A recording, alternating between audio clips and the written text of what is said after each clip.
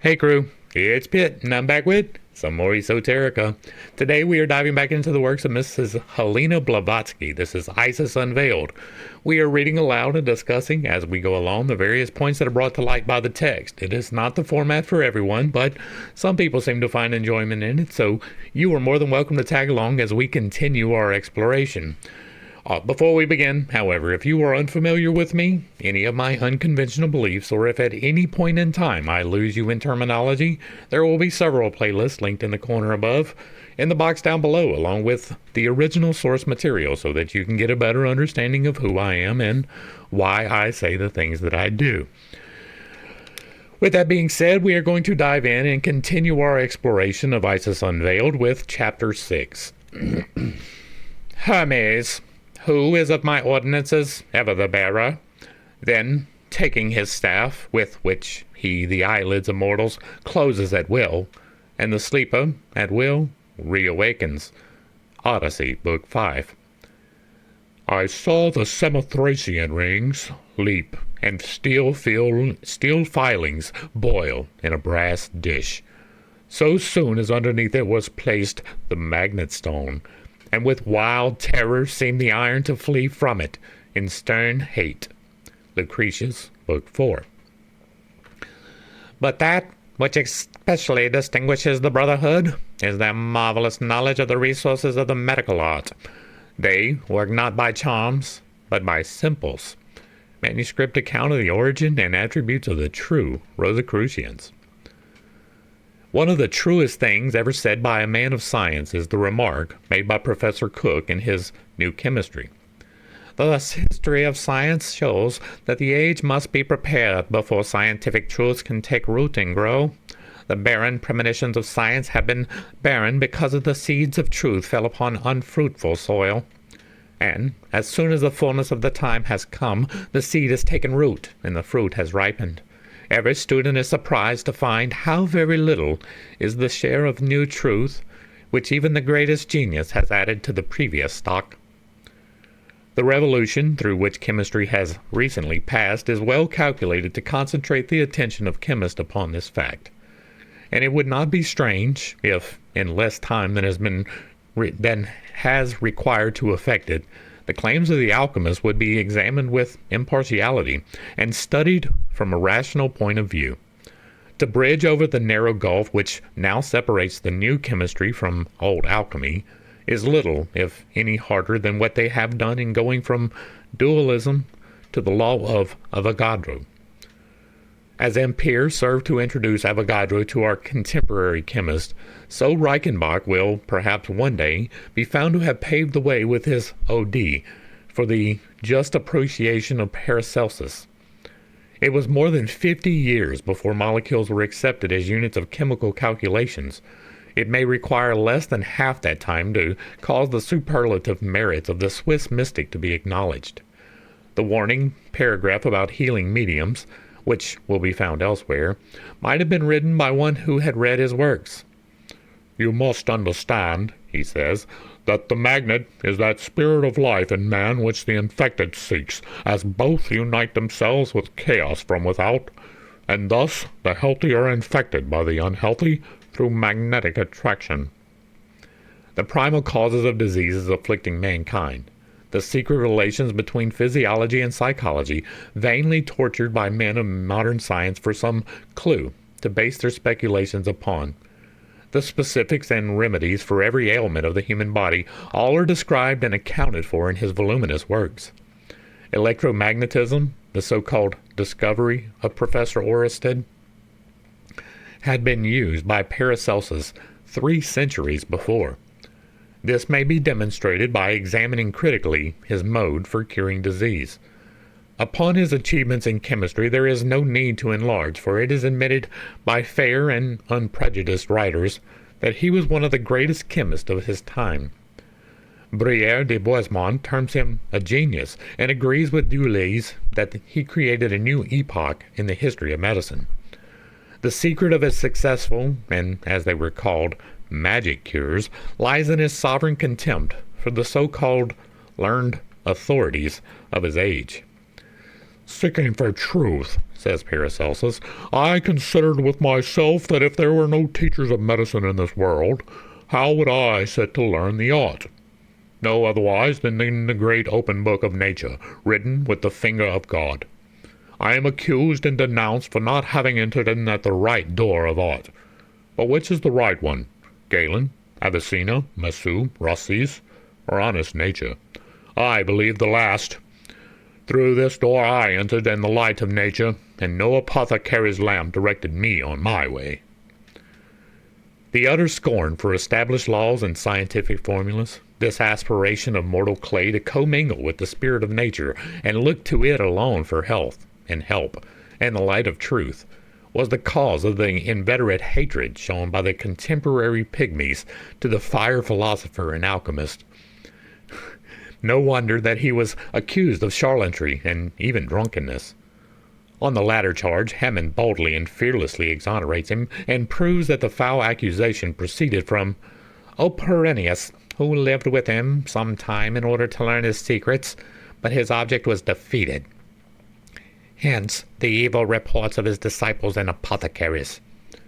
He was the founder of the school of animal magnetism and discoverer of the occult properties of the magnet. He was branded by his age as a sorcerer because the cures he made were marvelous. 3 centuries later, Baron du Potet was also accused of sorcery and demonolatry by the Church of Rome, and of charlatanry by the academicians of Europe. As the fire philosophers say, it is not the chemist who will condescend to look upon the living fire otherwise than his colleagues do. Thou hast forgotten what thy fathers taught thee about it, or rather thou hast never known. It is too loud for thee. A work upon magico-spiritual philosophy and occult science would be incomplete without a particular notice of the history of animal magnetism, as it stands, since Paracelsus staggered with it to the schoolmen of the latter half of the 16th century.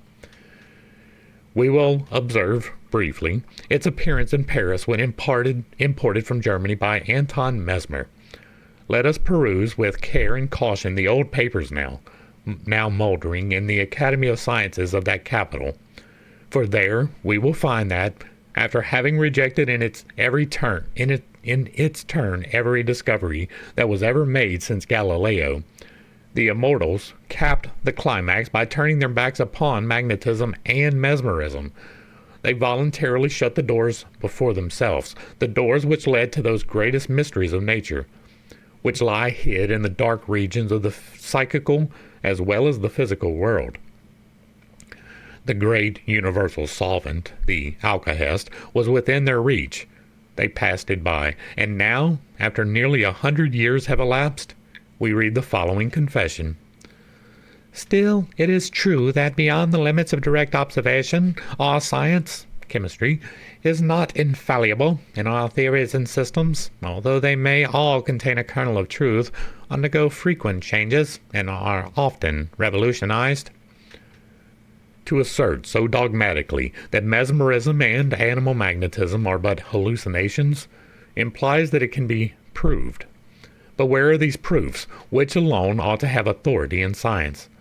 Thousands of times the chance was given to the academicians to assure themselves of its truth, but they have invariably declined. Vainly do mesmerists and healers invoke the testimony of the deaf, the lame, the deceased, the dying, who were cured or restored to life by simple manipulations and the apostolic laying on of hands.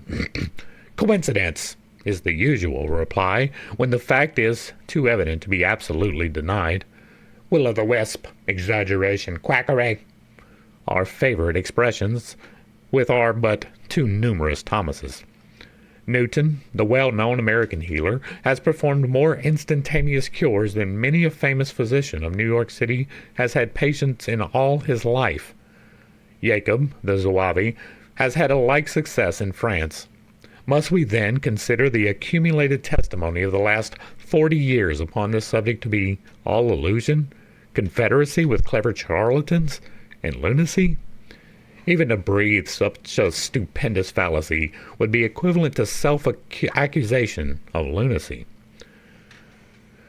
Notwithstanding the recent sentence of Le Marie, the scoffs of the skeptics and of a vast majority of physicians and scientists, the unpopularity of the subject, and, above all, the indefatigable persecutions of the Roman Catholic clergy, fighting in mesmerism's woman's traditional enemy, so evident and unconquerable is the truth of its phenomena that even the French magistrature was forced tacitly, though very reluctantly, to admit the same.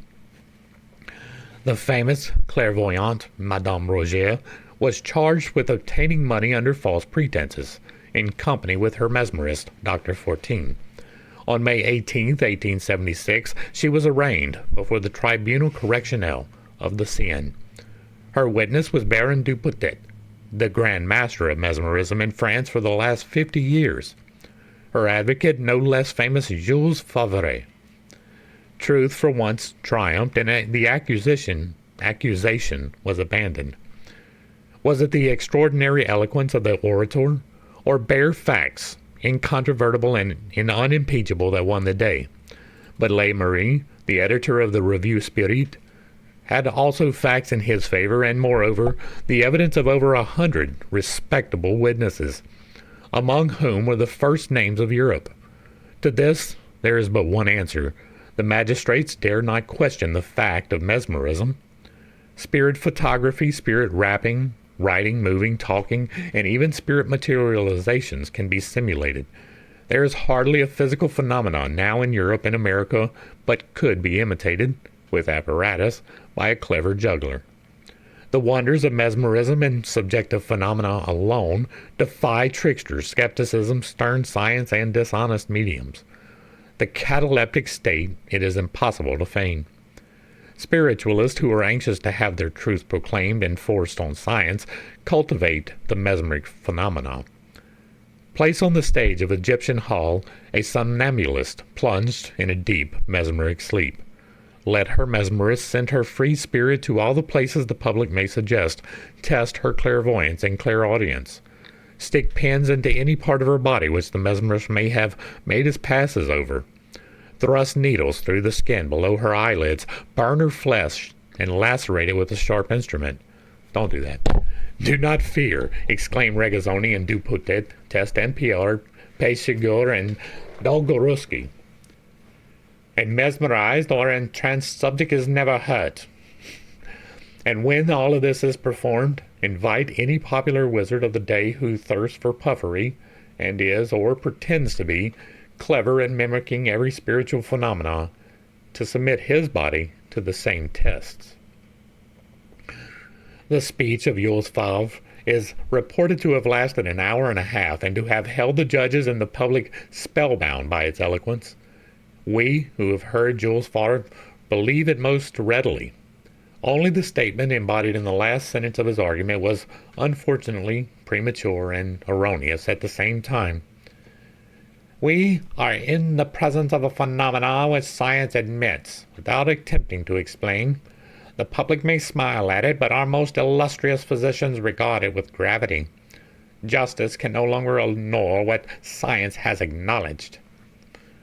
Were this sweeping declaration based upon fact, and had mesmerism been impartially investigated by many instead of a few true men of science, more desirous of questioning nature than mere expediency, the public would never smile. The public is a docile and pious child, and readily goes whither the nurse leads it.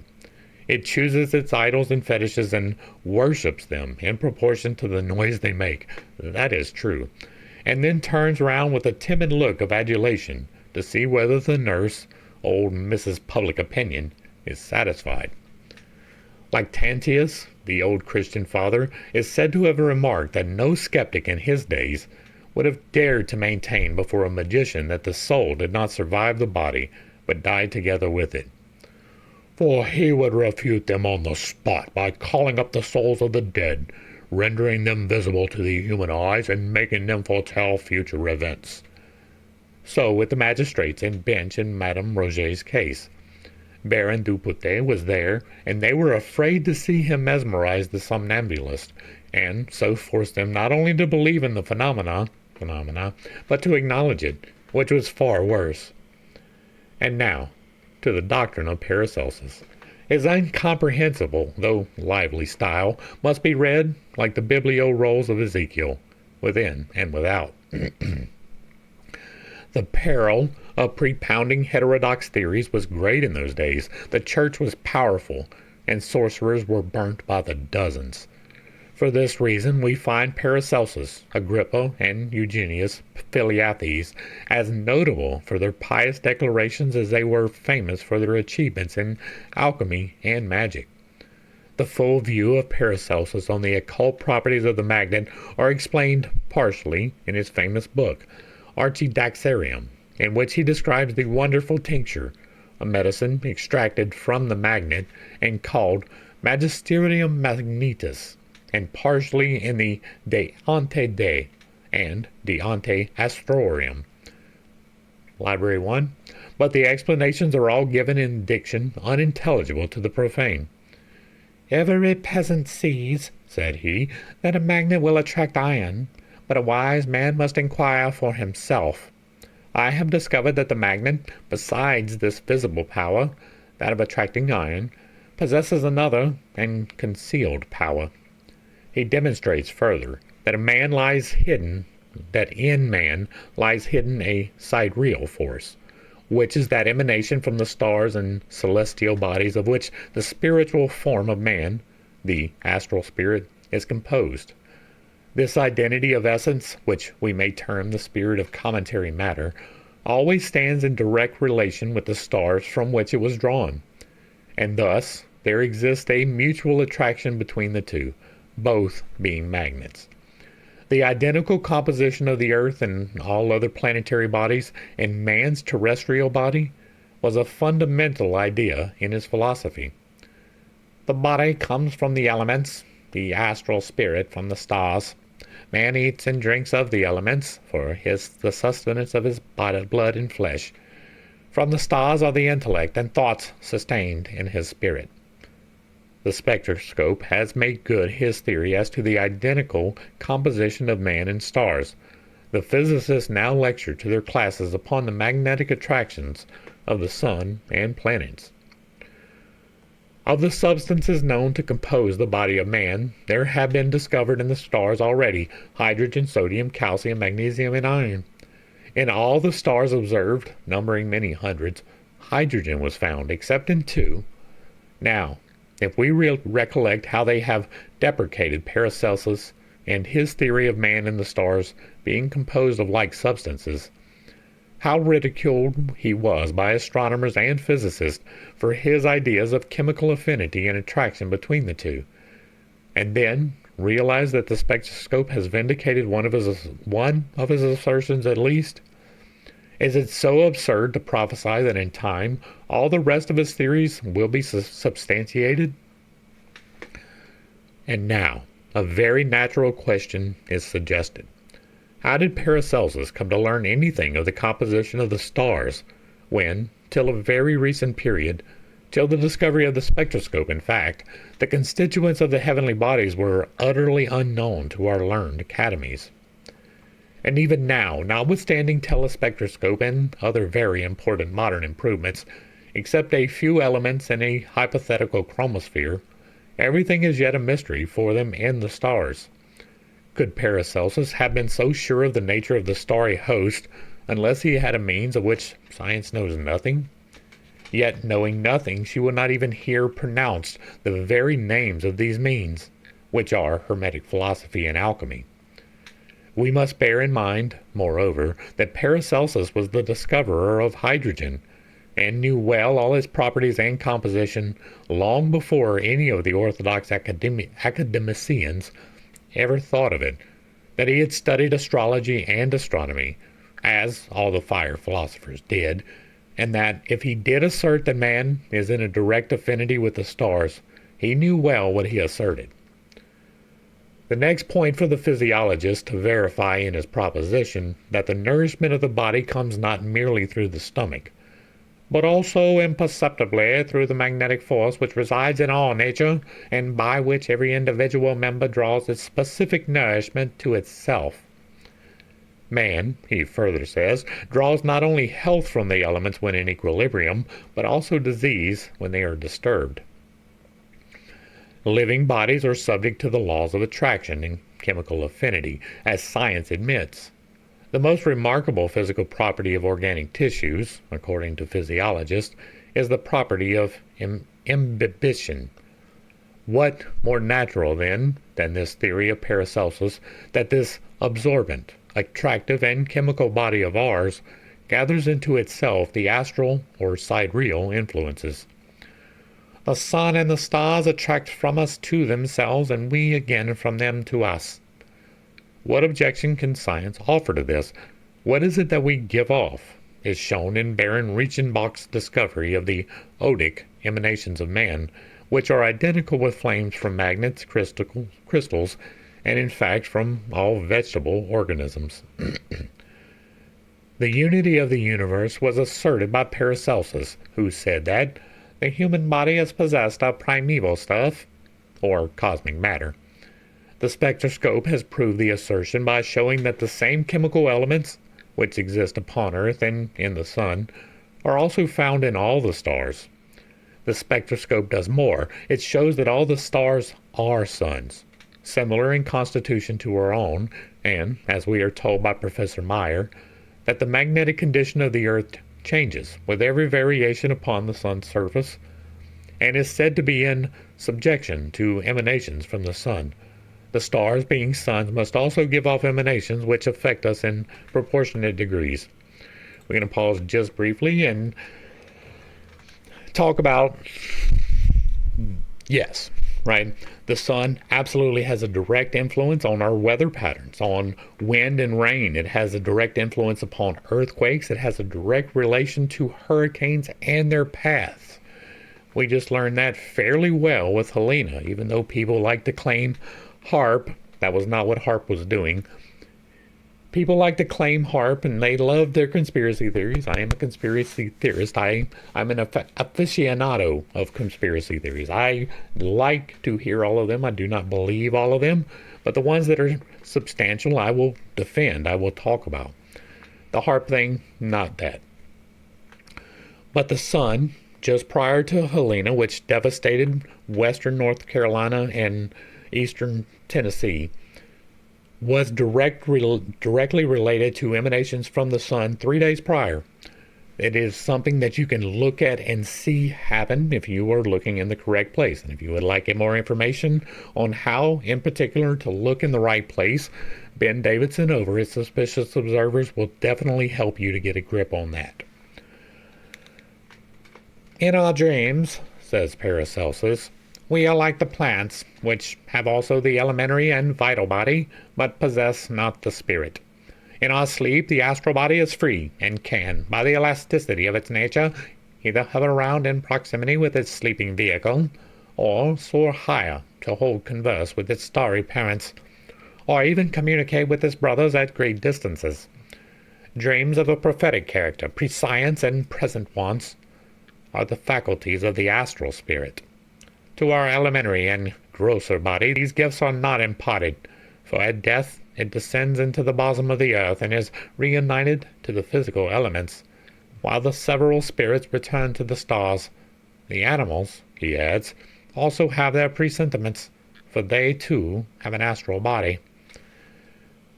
Van Helmont, who was a disciple of Paracelsus, says much the same, though his theories on magnetism are more largely developed and still more carefully elaborated. The magnale magnum, the means by which the secret magnetic property enables one person to affect another mutually, is attributed to him, by him, to that universal sympathy which exists between all things in nature. The cause produces the effect refers itself back to the cause, and both are reciprocated.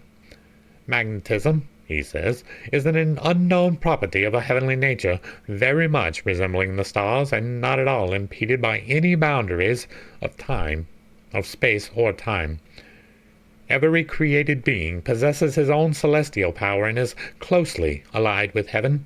This magic power of man, which thus can operate externally, lies, as it were, hidden in the inner man. This magical wisdom and strength thus sleeps, but by a mere suggestion is roused into activity and becomes more living. The more the outer man of flesh and the darkness is repressed, and this, I say, the Kabbalistic art effects, it brings back to the soul that magical yet natural strength, which, like a startled sleep, had left it. Both von Helmont and Paracelsus agree as to the great potency of the will in the state of ecstasy. They say that the spirit is everywhere diffused, and the spirit is the medium of the magnetism. That pure primeval magic does not consist in superstitious practices and vain ceremonies, but in the imperial will of man. It is not the spirits of heaven and of hell which are the masters over physical nature, but the soul and spirit of man, which are concealed in him as the fire is concealed by the flint. The theory of the sidereal influence on man was enunciated by all the medieval philosophers.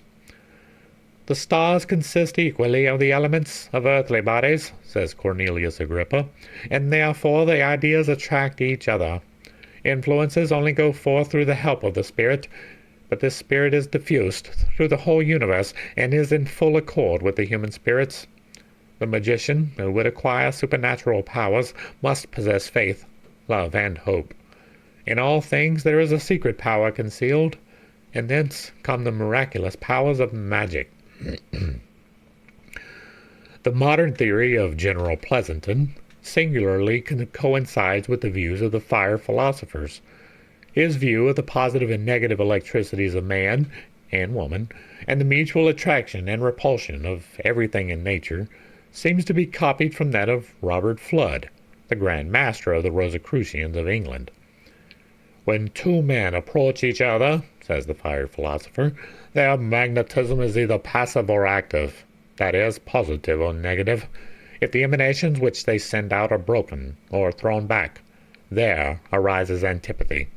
But when the emanations pass through each other from both sides, then there is positive magnetism, for the rays proceed from the center to the circumference. In this case they not only affect sickness, but also moral sentiments. This magnetism or sympathy is found not only among animals, but also in plants and in minerals. And that's because everything is connected. Everything is one. That is the very first law of creation. And now, we will notice how, when Mesmer had imported into France his Baquet, the system based entirely on the philosophy and doctrines of the Paracelsites, the great psychological and physiological discovery was treated by the physicians. It would demonstrate how much ignorance, superficiality, and prejudice can be displayed by a scientific body when the subject clashes with their own cherished theories. That is still a problem today. It is more important because, to the neglect of the Committee of the French Academy of 1784, is probably due to the present materialistic drift of the public mind, and certainly the gaps in the atomic philosophy which we have seen in its most devoted teachers confessing to exist. The Committee of 1784 comprised men of such eminence as Bory, Salin, D'Arcy, and the famous Guillotin, to whom were subsequently added Franklin, Leroy, Bailey, Dubourg, and Lavoisier. Bory died shortly afterward, and Magault succeeded him. There can be no doubt of two things, vis-a-vis, that the committee began their work under strong prejudices, and only because peremptorily ordered to do it by the king, and that their manner of observing the delicate facts of mesmerism was injudicious and illiberal. Their report, drawn by Bailey, was intended to be a death blow to the new science. It was spread ostentatiously throughout all the schools and ranks of society, arousing the bitterest feelings among a large portion of the aristocracy and rich commercial class who had patronized Mesmer and had been eye-witness to his cures. Aunt L. de Duchaux, an academician of highest rank, who had thoroughly investigated the subject with the eminent court physician D'Alson, published a counter-report drawn with minute exactness, in which he advocated the careful observation by the medical faculty of the therapeutic effects of the magnetic fluid, and insisted upon the immediate publication of their discoveries and observations. His demand was met by the appearance of a great number of memoirs, polemical works, and dogmatical books developing new facts, and Thoreau's works entitled Recherches et doutes sur le magnétisme animal, displaying vast erudition, stimulated research into the records of the past and the magnetic phenomena of successive nations from the remotest antiquity were laid before the public. The doctrine of Mesmer was simply a restatement of the doctrines of Paracelsus, von Helmont, Santinellini, and Maxwell, the Scotchman, and he was even guilty of copying texts from the works of Bertrand and enunciating them as his own principles. In Professor Stewart's work, the author regards our universe as composed of atoms, with some sort of medium between them as the machine, and the laws of energy as the laws working this machine. Professor Yeomans calls this a modern doctrine, but we find among the 27 propositions laid down by Mesmer in 1775, just 1 century earlier, in his letter to a foreign physician, the following. First, there exists a mutual influence between the heavenly bodies, the earth, and living bodies. Second, a fluid, universally diffused and continued so as to admit no vacuum, whose subtlety is beyond all comparison, and which, from its nature, is capable of receiving, propagating, and communicating all the impressions of motion, is the medium of this influence. It is important to note here that he is talking about plasma. This fluid is indeed plasma. There is active and inactive plasma, which you see in the sky, right, surrounding stars and the interconnectedness of them, because they are connected. When you can see that connection, that is active plasma. When you can't, it is inactive plasma. That can be a hard concept to wrap your mind around, and if you would like more information on that, check out the Thunderbolts project, which also I'm going to try and remember to link both Ben and the Thunderbolt projects below. It would appear from this that the theory is not so modern after all. Professor Balfour Stewart says, "We may regard the universe in the light of a vast physical machine." And Mesmer. Third, this reciprocal action is subject to mechanical laws, unknown up to the present time. That would be the 8 laws of creation. Professor Meyer, reaffirming Gilbert's doctrine that the Earth is a great magnet, remarks that the mysterious variations in the intensity of its force seems to be in subjection to emanations from the Sun, changing with the apparent daily and yearly revolutions of that orb and pulsating in sympathy with the huge waves of fire which sweep over its surface. He speaks of the constant fluctuation, the ebb and flow of the Earth's directive influence, and Mesmer. Fourth, from this action result alternate effects which may be considered a flux and reflux. I don't know if we're missing 5 or what, but it goes straight to 6th. It is by this operation, the most universal of those presented to us by nature, that the relations of activity occur between the heavenly bodies, the earth, and its constituent parts. There are 2 more which will be interesting reading to our modern scientists. 7th, the properties of matter and of organized body depend on this operation. And 8th, the animal body experiences the alternate effects of this agent, and it is by insinuating itself into the substance of the nerves that it immediately affects them. Among other important works which appeared between 1798 and 1824, when the French Academy appointed its second commission to investigate mesmerism, the Annales de Magnétisme Animal, by the Baron de Hennin de Cuvier, Lieutenant General Chevalier of St. Louis, member of the Academy of Sciences, and correspondent of many of the learned societies of Europe, may be consulted with great advantage. In 1820, the Prussian government instructed the Academy of Berlin to offer a prize of 300 ducats in gold for the best thesis on mesmerism. The Royal Scientific Society of Paris, under the presidency of His Royal Highness the Duc d'Angoulême, offered a gold medal for the same purpose. The Marquis de Laplace peer of France, one of the 40 of the Academy of Sciences, and honorary member of the learned societies of all the principal European governments, issued a work entitled Essai philosophique sur les probabilités, in which this eminent scientist says, "Of all the instruments that we can employ to know their imperceptible agents of nature, the most sensitive are the nerves, especially when exceptional influences increase their sensibility. The singular phenomena which results from this extreme nervous sensitiveness of certain individuals have given birth to diverse opinions as to the existence of a new agent, which has been named animal magnetism. We are so far from knowing all of the agents of nature and their various modes of action that it would be hardly philosophical to deny the phenomena, simply because they are inexplicable in the actual state of our information. It is simply our duty to examine them with an attention that's much more scrupulous as it seems difficult to admit them." The experiments of Mesmer were vastly improved upon by the Marquis de Puységur, who entirely dispensed with apparatus and produced remarkable cures among tenants of his estates at Buscany. These being given to the public, many other educated men experimented with like success, and in 1825 M. Fosseac proposed to the Academy of Medicine to institute a new inquiry. A special committee consisting of Adelon, Parisi, Marc, Burden, and Sen, with Hasson as reporter, united in a recommendation that the suggestion should be adopted.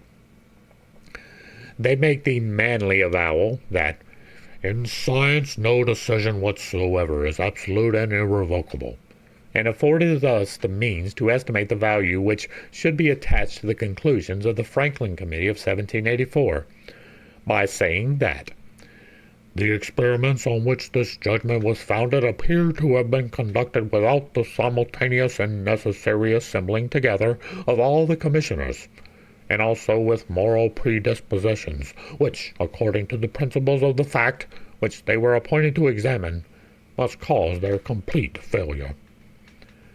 What they say concerning magnetism as a secret remedy has been said many times by the most respected writers upon modern spiritualism. Namely, it is the duty of the Academy to study it, to subject it to trials, finally, to take away the use and practice of it from persons quite strangers to the art, who abuse this means and make it an object of lucre and speculation. This report provoked long debates, but in May 1826 the Academy appointed a commission which comprised the following illustrious names: Leroux, Baudoin de la Motte, Doublet, Mengadi, Goursant, Husson, Tillier, Marc, Itard, Fourquier, and Guignot de Musset. They began their labors immediately and continued them 5 years, communicating, through Monsieur Husson, to the Academy the result of their observations. The report embraces the accounts of the phenomena classified under 34 different paragraphs, but as this work is not specially devoted to the science of magnetism, we must be content with a few brief extracts. They assert that neither contact of the hands, frictions, nor passes are invariably needed, since, on several occasions, the will, fixedness of stare, have sufficed to produce magnetic phenomena, even without the knowledge of the magnetized. Well-attested and therapeutical phenomena depend on magnetism alone, and are not reproduced without it. The state of somnambulism exists and occasions the development of new faculties which have received the denominations of clairvoyance, intuition, internal provision. Sleep, the magnetic, has been excited under circumstances where those magnetized could not see, and were entirely ignorant of the means employed to occasion it. The magnetizer, having once controlled his subject, may put him completely into somnambulism, take him out of it without his knowledge, out of his sight, at a certain distance, and through closed doors. The external senses of the sleeper seem to be completely paralyzed, and a duplicate set to be brought into action. Most of the time they are entirely strangers to the external and unexpected noise made in their ears, such as the sound of copper vessels forcibly struck, the fall of any heavy substance, and so forth.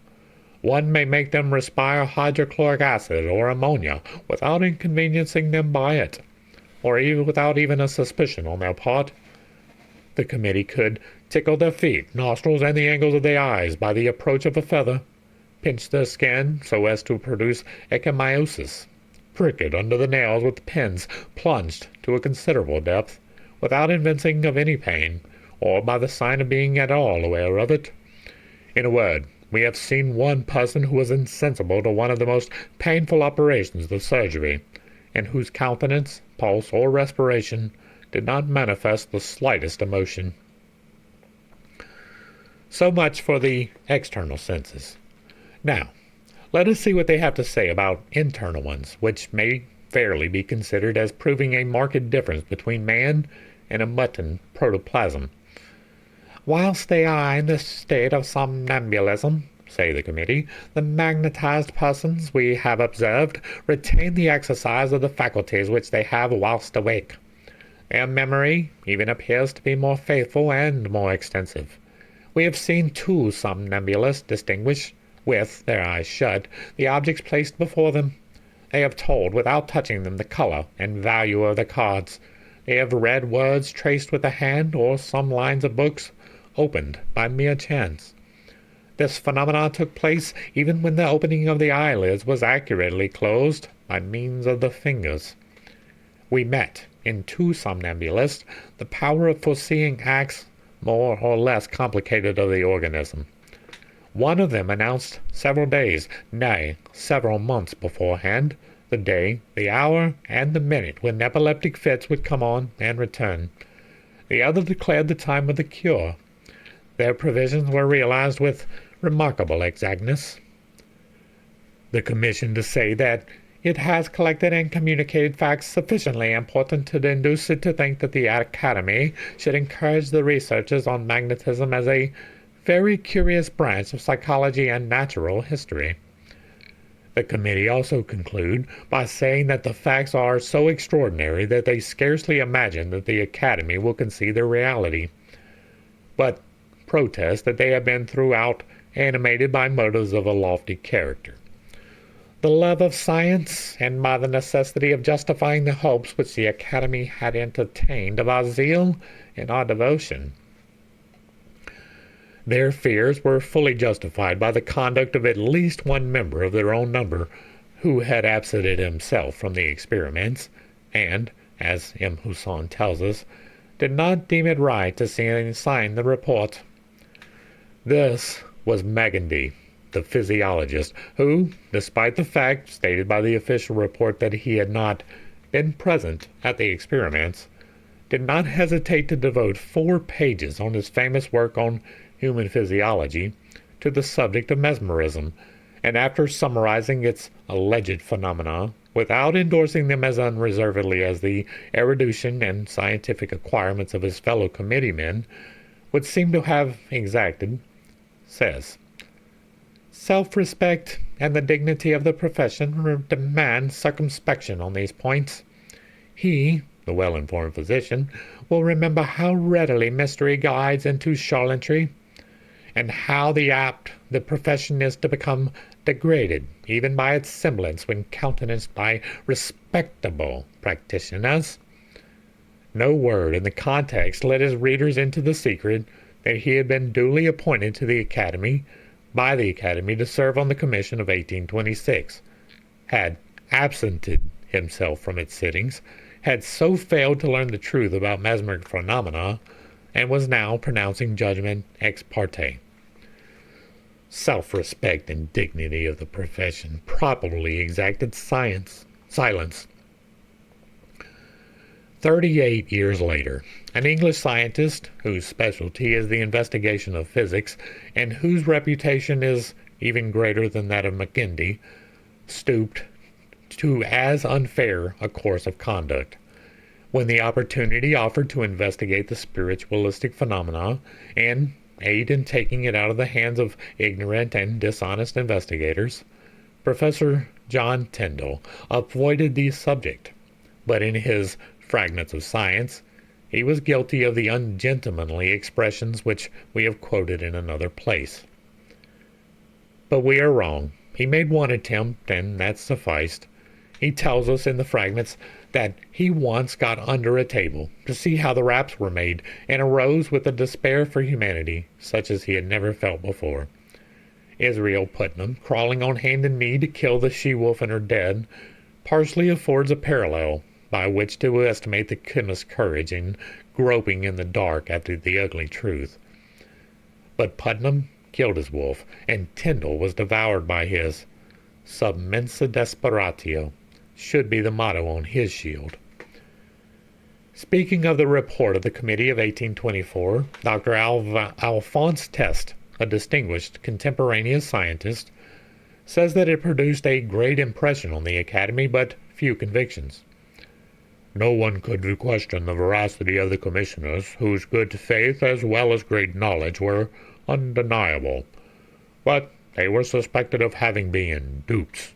In fact, there are certain unfortunate truths which compromise those who believe in them, and those especially who are so candid as to avow them publicly.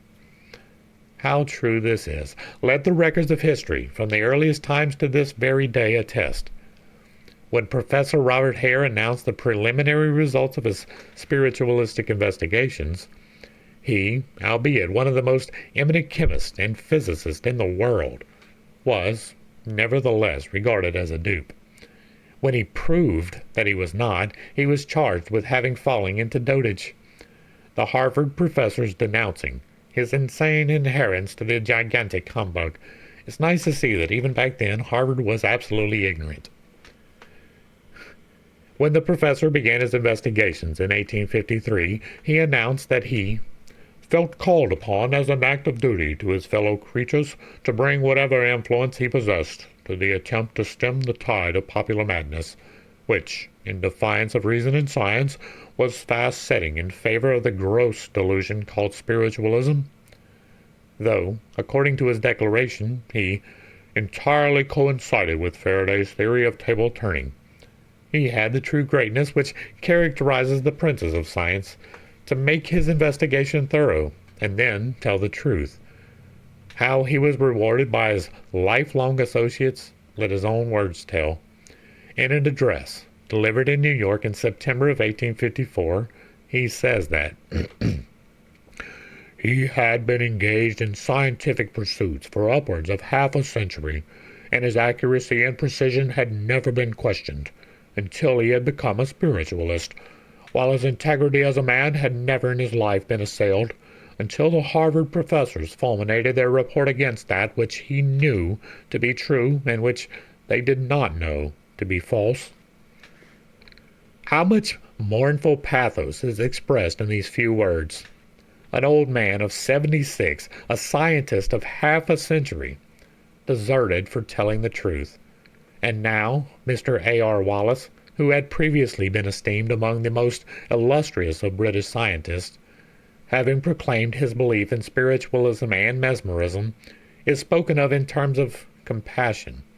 Professor Nicholas Wagner of St. Petersburg, whose reputation as a zoologist is one of the most conspicuous, in his turn pays the penalty of his exceptional candor in his outrageous treatment by the Russian scientists.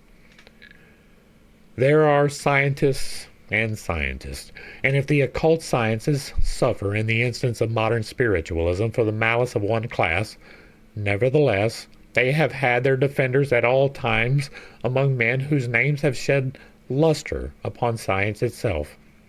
In the first rank stands Isaac Newton, the light of science, who was a thorough believer in magnetism as taught by Paracelsus, Van Helmont, and by the fire philosophers in general. No one will presume to deny that his doctrine of universal space and attraction is purely a theory of magnetism.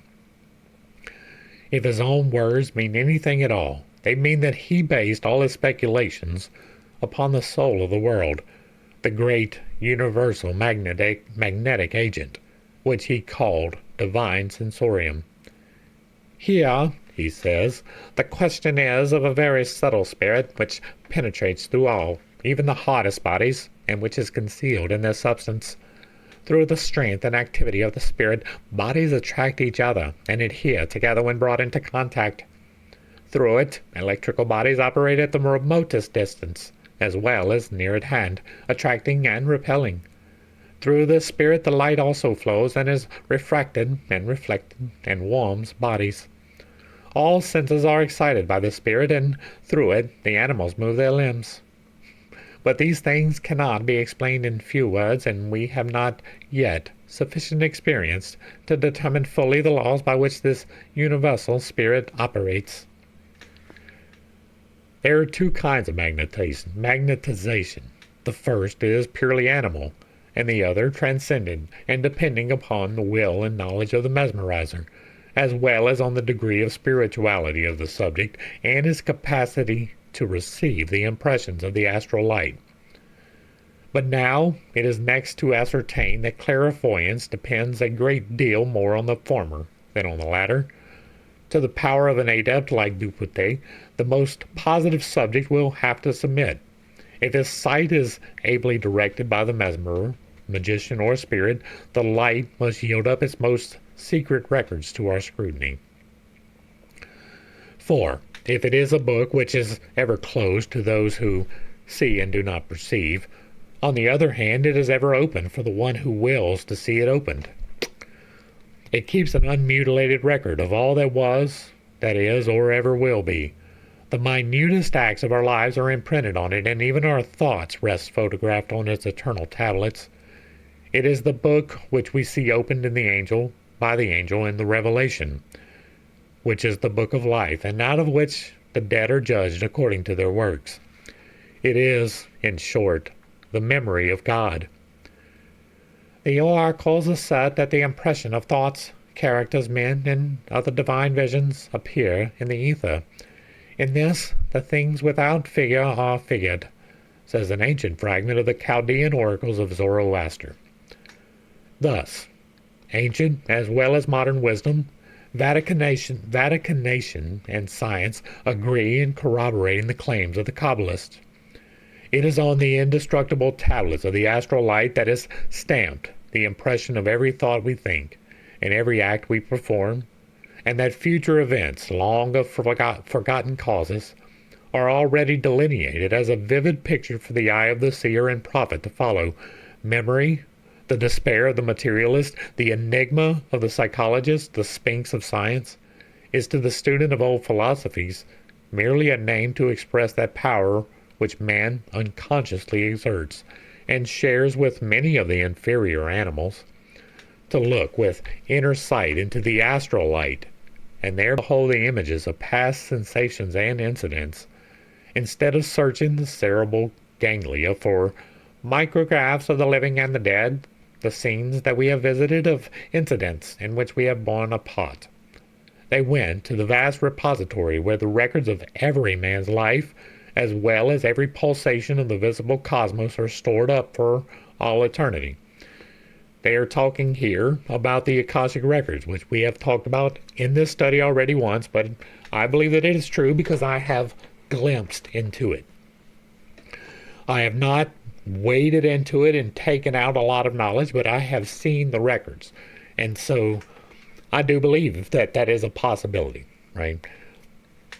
Until I am able to go and extract something, it is only a possibility. I won't say that it is a fact in the way that I say manipulating the electromagnetics of creation, which is the Holy Spirit, is a fact. I won't say that about the Akashic records until I have pulled something from them. But I have seen them. I just haven't been able to pull the visualization out in the full manner. Drop my glasses. Imagine that. All right. Back to the text. That flash of memory, which is traditionally supposed to show a drowning man in every long-forgotten scene of his mortal life, as the landscape is revealed to the traveler by intermittent flashes of lightning, is simply the sudden glimpse which the struggling soul gets into the silent galleries where his history is depicted in imperishable colors. The well-known fact, one corroborated by the personal experience of 9 persons out of 10, that we often recognize as familiar to us scenes and landscapes and conversations, which we see or hear for the first time and sometimes in countries never visited before, as a result of the same causes. That would be déjà vu. Believers in reincarnation adduce this is additional proof of our antecedent existence in other bodies. This recognition of men, countries, and things that we have never seen is attributed by them to flashes of soul memory of anterior experiences. But the men of old, in common with medieval philosophers, firmly held to a contrary opinion. They affirmed that though this psychological phenomenon was one of the greatest arguments in favor of immortality and the soul's pre-existence, yet the latter being endowed with an individual memory apart from that of our physical brain, it is no proof of reincarnation. That is true. There have been, let's pause, there have been significant reasons to believe, right, that reincarnation is a thing. There are children who have testified to events that happened in their previous life, which later proved to be true, even across great distances. So that is entirely a possibility. But déjà vu doesn't necessarily say that there has to be reincarnation. Now, I hold some slightly controversial views, right? I talk about that fairly often. And one of those is that we are each on a timeline, right? Each and every single one of us has our own individualized timeline. And sometimes those timelines come into accordance with each other and sometimes they diverge. Sometimes when you have the déjà vu experience, in my estimation, and this is speculation, it is one of the pivot points of the timelines, right? You walk into a situation and you recognize things. That was an ending point in a different timeline. Vis-a-vis, as if you're driving down the road and you see something and you're like, man, this looks really familiar, even though you've never been there. In another timeline, you may have been in a car accident in that particular spot and it left an impression upon you. Your timeline diverges with every single decision that you make, in my estimation. But the other decision gets fleshed out, embodied too. God is here for the experiences, and while you decide that this particular timeline is the one that I want to be on, and so your life goes off in that direction, it often is going off in another direction in someone else's timeline, right? So while our timelines may converge for a time, they diverge for other times. And I am an NPC in your timeline if we are not actively together. So for someone that I am not actively with, that wreck may have been a pivotal key point in their life. And me avoiding it in my timeline doesn't mean that they had to in theirs. They're an NPC in my timeline. I was an NPC in theirs. And so the divergence between the two, while that event was important for them, it wasn't for you. And that's one of the ways that I look at déjà vu. There are a multiplicative viewpoints, right? There are many different ways to look at this. Nobody knows the absolute truth. Make that abundantly clear. But that is one of my theories upon it. And so just because the theory exists and we do not have proof either way, it is absolutely not proof of reincarnation to have déjà vu. That's not saying that my idea is correct, but it is one that I think about quite often. Back to the text. As Eliphas Levi beautifully expresses it, nature shuts the door after everything that passes and pushes life onward in more perfected forms. The chrysalis becomes a butterfly. The latter can never again become a grub. In the stillness of the night hours, when our bodily senses are fast locked in the fetters of sleep and our elementary body rests, the astral form becomes free. It then oozes out of its earthly prison, as Paracelsus has it, confabulates with the outward world, and travels round the visible as well as invisible worlds. In sleep, he says, the astral body, soul, is in freer motion, then it soars to its parents and holds converse with the stars. Dreams, forebodings, prescience, prognostications, and presentiments are impressions left by our astral spirit on our brain, which receives them more or less distinctly according to the proportion of blood with which it is supplied during the hours of sleep. The more the body is exhausted, the freer is the spiritual man, and the more vivid the impressions of our soul's memory.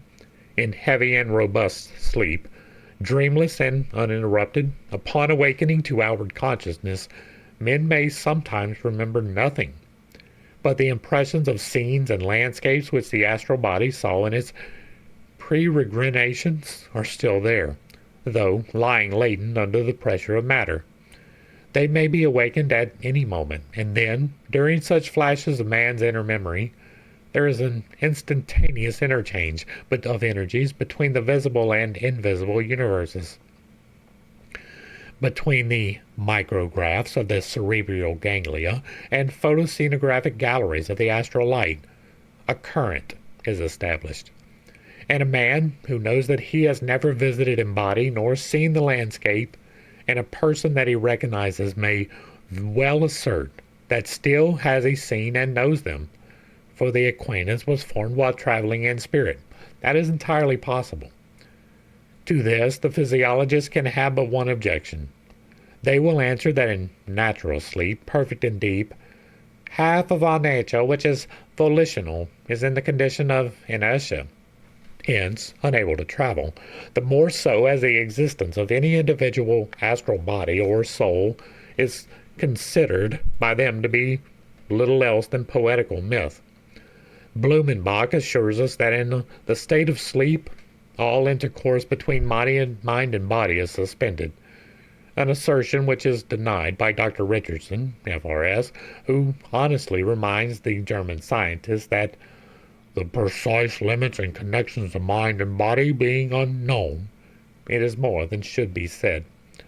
This confession, added to those of the French physiologist Fournier, and the still more recent one of Dr. Alchin, an eminent London physician, who frankly avowed in an address to his students that of all scientific pursuits which practically concern the community, there is none, perhaps, which rest upon so uncertain and insecure a basis as medicine, gives us a certain right to offset the hypotheses of ancient scientists against those of modern ones. No man, however gross and material he may be, can avoid leading a double existence, one in the visible universe, the other in the invisible. The life principle which animates his physical frame is chiefly in the astral body, and while more animal proportions of him rest, the more spiritual ones know neither limits nor obstacles. We are perfectly aware that many learned, as well as the unlearned, will object to such a novel theory of the distribution of the life principle.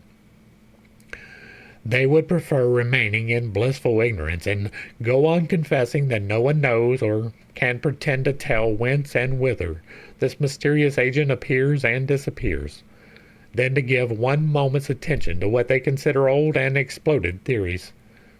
Some might object on the ground taken by theology that dumb brutes have no immortal souls, and hence can have no astral spirits. For theologians, as well as laymen, labor under the erroneous impression that soul and spirit are one and the same thing. I don't believe that, right? We haven't hit that in this video. The Trinity is the body, the temple of God, the soul, the individualized piece of God, which is you, that makes the decisions for the body in 5D space, and the spirit, which is the all-encompassing electromagnetic harmonics that make up everything. Every single atom and all of the space between every single atom is the Holy Spirit. It is electric. Some people may hold that there is a difference between electricity and the spirit. I don't. Electricity is spirit in motion.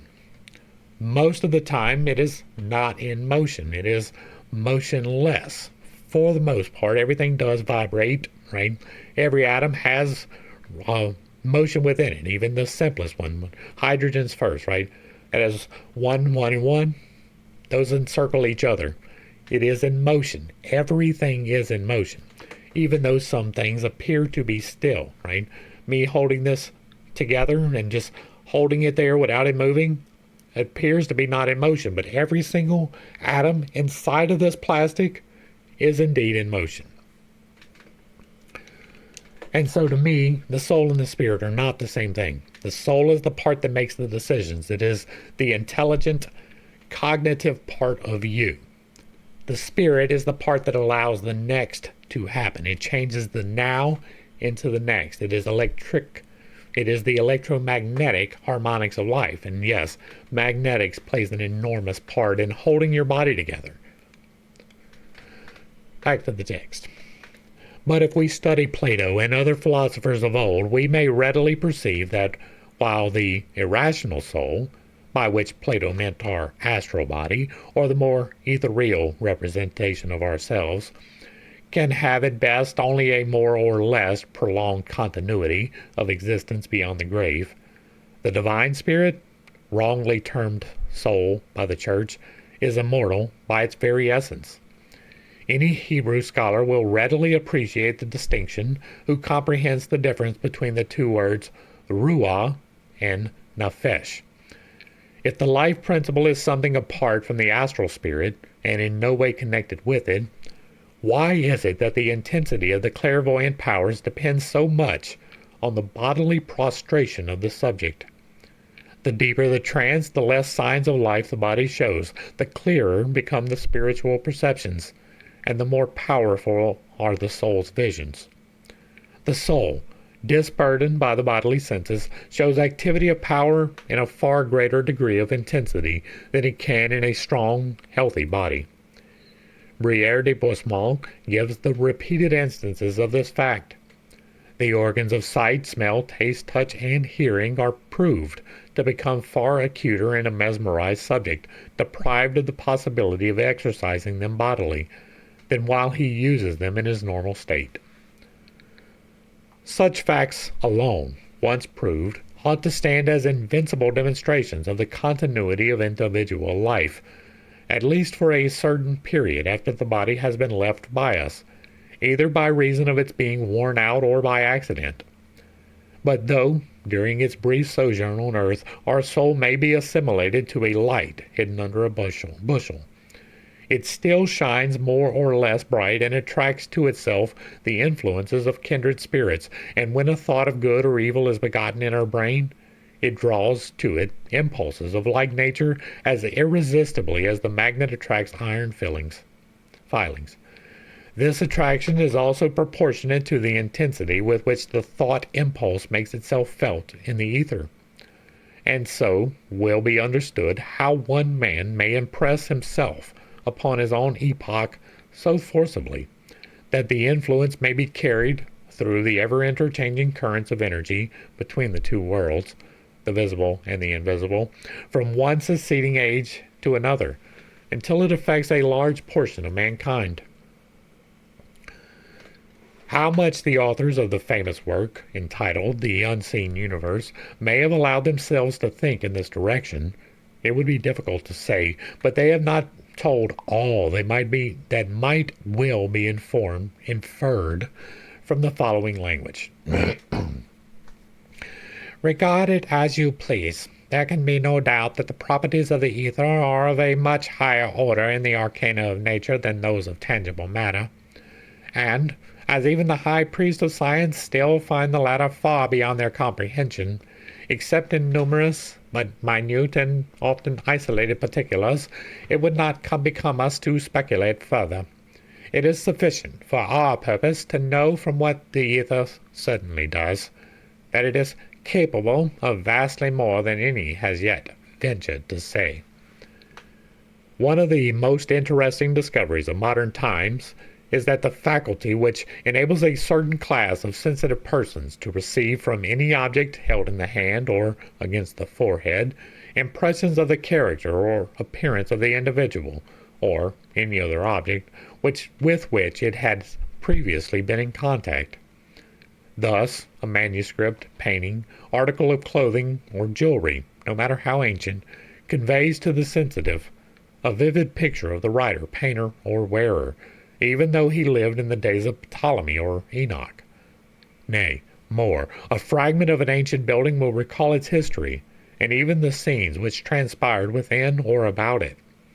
A bit of ore will carry the soul vision back to the time when it was in process of formation. This faculty is called by its discoverer, Professor J.R. Buchanan of Louisville, Kentucky, psychometry. To him, the world is indebted for this most important addition to psychological sciences. And to him, perhaps, when skepticism is found felled to the ground by such accumulation of facts, posterity will have to elevate a statue. In announcing to the public his great discovery, Professor Buchanan, confining himself to the power of psychometry to delineate human character, says, "The mental and physiological influence imparted to writing appears to be imperishable, as the oldest specimens I have investigated gave their impressions with a distinctness and force little impaired by time. Old manuscripts, requiring an antiquary to decipher their strange penmanship, were easily interpreted by the psychometric power. The property of retaining the impress of a mind is not limited to writing. Drawings, paintings, everything upon which human contact, thought, and volition have been expanded, may become linked with that thought and life, so as to recall them to the mind of another when in contact. Without, perhaps, really knowing, at the early time of the grand discovery, the significance of his own prophetic words, the professor adds, this discovery, in its application to the arts and to history, will open a mine of interesting knowledge." The existence of this faculty was first experimentally demonstrated in 1841. It has since been verified by 1,000 psychometers in different parts of the world. It proves that every occurrence in nature, no matter how minute or unimportant, leaves an indelible impress upon physical nature, and, as there has been no appreciable molecular disturbance, the only inference possible is that these images have been produced by that incredible, invisible universal force, ether, or astral light. In his charming work entitled The Soul of Things, Professor Denton, the geologist, enters at great length into a discussion of this subject. He gives a multitude of examples of the psychometrical power which Miss Denton possesses in a marked degree. A fragment of Cicero's house at Tusculum enabled her to describe, without the slightest intimation as to the nature of the object placed on her forehead, not only the great orator's surroundings, but also the previous owner of the building, Cornelius Sulla Felix, or, as he is usually called, Sulla the Dictator. A fragment of marble from the ancient Christian church of Smyrna brought before her its congregation and officiating priests. Specimens from Nineveh, China, Jerusalem, Greece, Ararat, and other places all over the world brought up scenes in the life of various personages whose ashes had been scattered thousands of years ago. In many cases, Professor Denton verified the statements by reference to historical records. More than this, a bit of the skeleton, or a fragment of the tooth of some antediluvian animal, caused the seeress to perceive the creature as it was when it was alive, and even live for a few brief moments its life and experience its sensations. Before the eager quest of the psychometer, the most hidden recesses of the domain of nature yield up their secrets, and the events of the most remote epochs rival in vividness of impression the flitting circumstances of yesterday. Says the author in the same work, "Not a leaf waves, not an insect crawls, not a ripple moves, but each motion is recorded by 1,000 faithful scribes in infallible and indelible scripture. This is just as true of all past time. From the dawn of light upon this infant globe, when round its cradle the steamy curtains hung, to this moment nature has been busy photographing everything. What a picture gallery is hers! It appears to us the height of impossibility to imagine that scenes in ancient Thebes or in some temple of prehistoric times should be photographed only upon the substance of certain atoms. The images of the events are embedded in that all-permeating, universal, and ever-retaining medium, which the philosophers call the soul of the world, and Mr. Denton, the soul of things. The psychometer, by applying the fragment of a substance to his forehead, brings his inner self into relations with the inner soul of the object he handles. It is now admitted that the universal ether pervades all things in nature, even the most solid. It is beginning to be admitted, also, that this preserves the images of all things which transpire. When the psychometer examines his specimen, he is brought in contact with the current of the astral light connected with that specimen, and which retains pictures of the events associated with his history. These, according to Denton, pass before his vision with the swiftness of light, scene after scene crowding upon each other so rapidly that it is only by the supreme exercise of the will that he is able to hold anyone in the field of vision long enough to describe it. The psychometer is clairvoyant. That is, he sees with the inner eye. Unless his willpower is very strong, unless he has thoroughly trained himself to that particular phenomenon, and his knowledge of the capabilities of his sight are profound, his perceptions of places, persons, and events must necessarily be very confused. But in the case of mesmerization, in which this same clairvoyant faculty is developed, the operator, whose will holds of that of the subject under control, can force him to concentrate his attention upon a given picture long enough to observe all its minute details. Moreover, under the guidance of an experienced mesmerizer, the seer would excel the natural psychometer in having a prevision of future events, more distinct and clear than the latter. And to those who might object to the possibility of perceiving that which yet is not, we may put the question, why is it more impossible to see that which will be than to bring back into sight that which is gone, and is no more? According to the Kabbalistic doctrine, the future exists in the astral light in embryo, as the present existed in embryo in the past. While man is free to act as he pleases, the manner in which he will act was foreknown from all time, not on the ground of fatalism or destiny, but simply on the principle of universal, unchangeable harmony. And, as it may be foreknown that when a musical note is struck, its vibrations will not and cannot change into those of another note. Besides, eternity can have neither past nor future, but only the present, as boundless as space, in its strictly literal sense, can have neither distant nor proximate places. Our conceptions, limited to the narrow area of our experience, attempt to fit, if not an end, at least a beginning of time and space, but neither of these exist in reality. For in such case time would not be eternal, nor space boundless. The past no more exists than the future, as we have said. Only our memories survive, and our memories are but glimpses that we catch of the reflections of the past and the currents of the astral light, as the psychometer catches them from the astral emanations of the object held by him. All right, I'm going to stop and talk for a second. There is a problem in prophecy, right? And that is what seeing forward into the future is. The first major problem is that you can only interpret prophecy according to the things which you already know. We have expounded upon that enough that I'm not going to talk about that particular problem.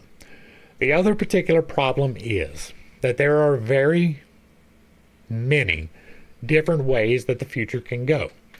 And the only things that you can really pull are the bottlenecks, right?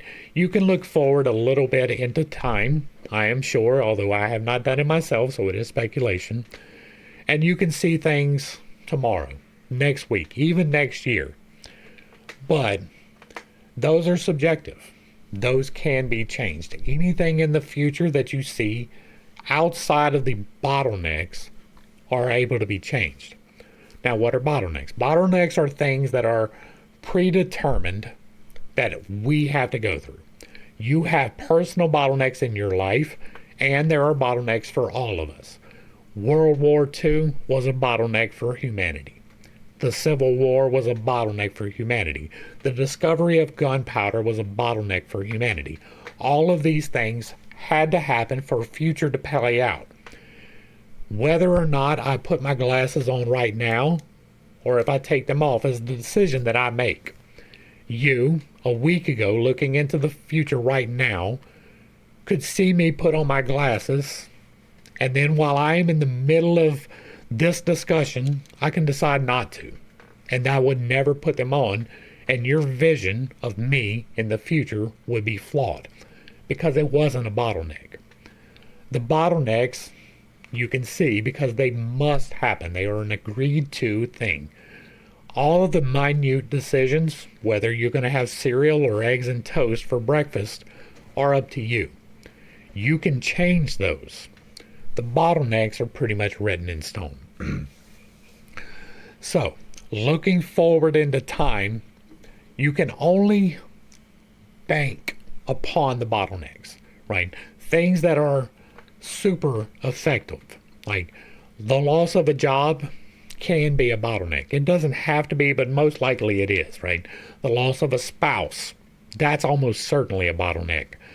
These are things that can be accurately predicted because they are written to happen because of the soul contracts that we are in agreement for, in my estimation. And so you can look back in time and see things that have happened, or you can look forward in time and see things that might happen, with the exception of the bottlenecks. So, looking forward in time is a tricky subject, right? I don't have the experience there. I'm not claiming to be a full expert on it, but it is something that I spent a considerable amount of time contemplating. I tend to do that. I think about things other people don't. I have spent a lot of time with prophecy. And any seeing forward into the future is prophecy. It doesn't have to be religious. There are problems with prophecy. Trying to shape yourself according to something you saw in the future is almost certainly going to end disastrously. So be very careful. Like, you can look forward and get an idea of this thing might happen, but you cannot say that, oh, this happened, so I'm going to judge this person by the actions that they took in my vision of the future. That's a really bad idea, right? You can look into the past, and even that can only be interpreted by the things that you know. So if you don't know the circumstances, you might misinterpret them. That is another important key to hold in your mind. While you can look forward and backwards, it's not necessarily the best thing to do. I just wanted to point that out because that is extremely important, and I don't know if she's going to talk about that. Most likely not, and so I wanted to point that out. I don't doubt that it is possible to do it. I have extreme doubts as to the practicality of it. All right, back to the text. Says Professor E. Hitchcock, when speaking of the influences of light upon bodies and the formation of pictures upon them by means of it. It seems, then, that this photographic influence pervades all nature, nor can we say where it stops. We do not know, but it may imprint upon the world around us our features, as they are modified by various passions, and thus fill nature with a daguerreotype impressions of all our actions. It may be, too, that there are tests by which nature, more skillful than any photographist, can bring out and fix these portraits, so that acuter senses than ours shall see them as on a great canvas, spread over the material universe. Perhaps, too, they may never fade from that canvas, but become specimens in the great picture gallery of eternity. Now, another thing, right? This picture gallery brings it to mind, and it should have been part of that last part I was just talking about. There are many different possibilities coming out, right? We talked about that timeline divergence. Whatever decision that you make is the decision for your particular timeline that you are on. But there is another version of you that continues on the other timeline, right? For other people's bottlenecks and for a variety of other reasons. Mainly being the experience of you doing whatever that was for the eternal. That is part of why we are here, in my estimation, is for the experiences of it. And sometimes those things in the other bottlenecks are for the experience. There are photographs of those, too, in this gallery. So, when you look forward into the future, you may be looking at a path that you're not taking. You may be misguided. You may be misled, intentionally by entities if you are playing with them, but even unintentionally by entities or by yourself, you may look at the wrong images in the Akashic records. That is, again, something to pay attention to and to not make judgments based upon. The perhaps of Professor Hitchcock is henceforth changed by the demonstration of psychometry into a triumphant certitude. Those who understand these psychological and clairvoyant faculties will take exception to Professor Hitchcock's idea that acuter senses than ours is needed to see these pictures upon his supposed cosmic canvas, and maintain that he should have confined his limitations to the external senses of the body. The human spirit, being of the divine immortal spirit, appreciates neither past nor future, but sees all things as in the present. These daguerreotypes referred to in the above quotation are imprinted upon the astral light, where, as we said before, and according to the Hermetic teaching, the first portion of which is already accepted and demonstrated by science, is kept a record of all that was, is, or ever will be. Of late, some of our learned men have given a particular attention to a subject hitherto branded with the mark of superstition. They began speculating on hypothetical and invisible worlds. The authors of the unseen universe were the first to boldly take the lead, and already they find a follower in Professor Fiske, whose speculations are given in the unseen world.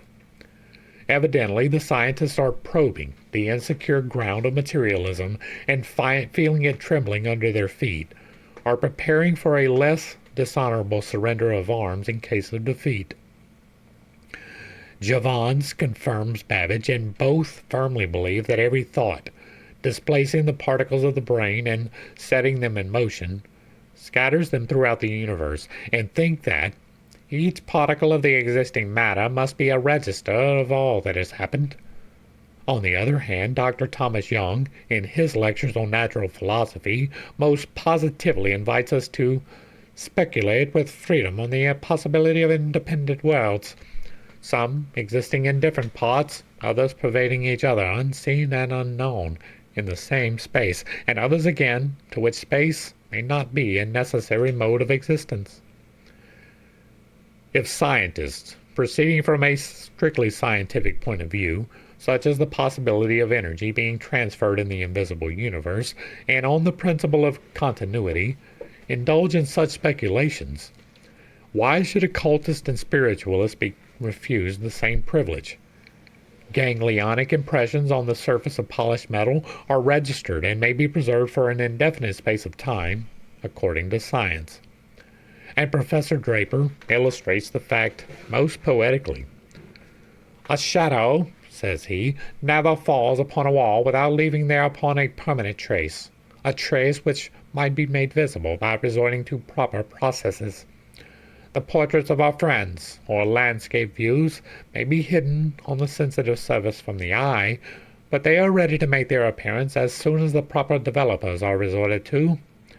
A spectre is concealed on the silver or glassy surface until, by our necromancy, we make it come forth into the visible world. Upon the walls of our most private apartments, where we think the eye of intrusion is altogether shut out, and our retirement can never be profaned, there exist the vestiges of all our acts, silhouettes or whatever we have done. If an indelible impression may be thus obtained on inorganic matter, and if nothing is lost or passes completely out of existence in the universe, why such a scientific levy of arms against the authors of the unseen universe, and on what ground can they reject the hypothesis that thought conceived to perfect the matter of another universe simultaneously with this, may explain a future state. In our opinion, if psychometry is one of the grandest proofs of the indestructibility of matter, retaining eternally the impressions of the outward world, the possession of that faculty by our inner sight is still greater in favor of the immortality of man's individual spirit, capable of discerning events which took place hundreds of thousands of years ago. Why would it not apply to the same faculty to a future lost in the eternity, in which there can be neither past nor future, but only one boundless present? Notwithstanding the confessions of stupendous ignorance in some things made by the scientists themselves, they still deny the existence of that mysterious spiritual force lying beyond the grasp of ordinary physical laws.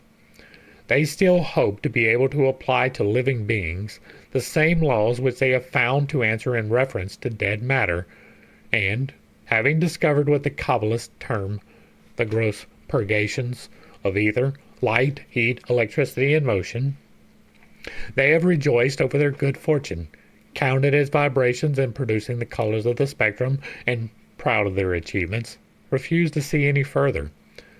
Several men of science have pondered more or less over its protean essence, and, unable to measure it with their photometers, called it an hypothetical medium of great elasticity and extreme tenuity, supposed to pervade all space, the interior of solid bodies not excepted, and to be the medium of transmission of light and heat. Dictionary. Others, whom we will name the will-o'-wisp of science, her pseudo-sons, examined it also, and even went to the trouble of scrutinizing it through powerful glasses, they tell us.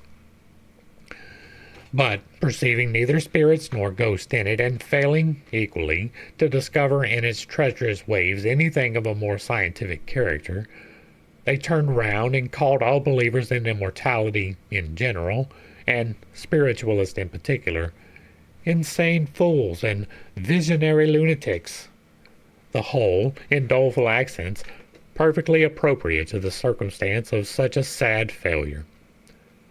Say the authors of the unseen universe. We have driven the operation of that mystery called life out of the objective universe. The mistake made lies in imagining that by this process they completely get rid of a thing so driven before them, and that it disappears from the universe altogether. It does no such thing. It only disappears from that small circle of light which we may call the universe of scientific perception.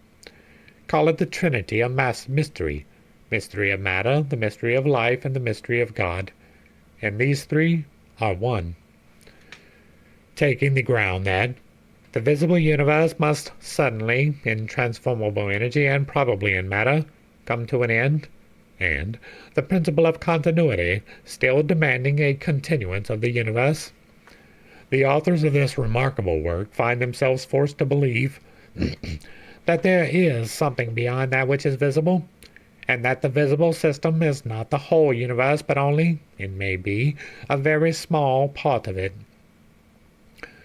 Furthermore, looking back as well as forward to the origins of this visible universe, the authors urge that, if the visible universe is all that exists, then the first abrupt manifestation of it is as truly a break of continuity as its final overthrow. Article 85. Therefore, as such a break is against the accepted law of continuity, the authors come to the following conclusion. Now, is it not natural to imagine that a universe of this nature, which we have no reason to think exists, and it is connected by bonds of energy within the visible universe, is also capable of receiving energy from it? May we not regard ether, or the medium, as not merely a bridge between the one order of things and another, forming, as it were, a species of cement, in virtue of which the various orders of the universe are welded together and made into one? In fine, what we generally call ether may be not a mere medium, but a medium plus the invisible order of things, so that when the motions of the visible universe are transferred into ether, part of them are conveyed as by a bridge into the invisible universe, and are there made use of and stored up. Nay, is it even necessary to retain the conception of a bridge? May we not at once say that when the energy is carried from matter into ether, it is carried from the visible into the invisible, and that when it is carried from ether into matter, it is carried from the invisible to the visible? Article 198, Unseen Universe. Precisely. And were science to take a few more steps in that direction and fathom more seriously the hypothetical medium, who knows but Tyndall's impassable chasm between the physical processes of the brain and consciousness might be, at least intellectually, passed with surprising ease and safety. So far back as 1856, a man considered a savant in his days, Dr. Jobard of Paris, had certainly the same ideas as the authors of The Unseen Universe on ether, when he startled the press and the world of science by the following declaration: "I hold a discovery which frightens me. There are two kinds of electricity. One, brute and blind, is produced by the contact of metals and acids, the gross purgation. The other is intelligent and clairvoyant. Electricity has bifurcated itself in the hands of Galvani, Nobili, and Matteucci. The brute force of the current has followed Jacobi, Benelli, and Maccall, while the intellectual one was following Boris Robet, Thorlier, and Chevalier de Planty. The electrical ball, or globular electricity, contains a thought which disobeys Newton and Mariette to follow its own freaks. We have, in the annals of the Academy, thousands of proofs of the intelligence of the electric bolt. But I remark that I am permitting myself to become indiscreet. A little more, and I should have disclosed to you the key, which is about to discover to us the universal spirit. The foregoing, added to the wonderful confessions of science and what we have just quoted from the Unseen Universe, throws an additional luster on the wisdom of the long-departed ages. In one of the preceding chapters, we have alluded to a quotation from Corey's translation of ancient fragments, in which it appears that one of the Chaldean oracles expresses this self-same idea about ether, and in language similarly like that of the authors of the Unseen Universe. It states that from the ether have come all things, and to it all will return. That the images of all things are indelibly impressed upon it, and that it is the storehouse of the germs, or of the remains of all visible forms and even ideas. It appears as if this case strangely corroborates our assertion that whatever discoveries may be made in our days will be found to have been anticipated by many thousands of years by our simple-minded ancestors. At the point at which we are now arrived, the attitude assumed by the materialist towards cyclical phenomena are perfectly defined. We may assert with safety that were this key lying loose on the threshold of the chasm, not one of our Tyndalls would stoop to pick it up. How timid would appear to some Kabbalists these tentative efforts to resolve the great mystery of the universal ether. Although so far in advance of anything propounded by contemporary philosophers, what the intelligent explorers of the Unseen Universe speculate upon was to the masters of Hermetic philosophy familiar science. To them, ether was not merely a bridge connecting the seen and unseen sides of the universe, but across its span, their daring feet followed the road that led through the mysterious gates, which modern speculators either will not or cannot unlock.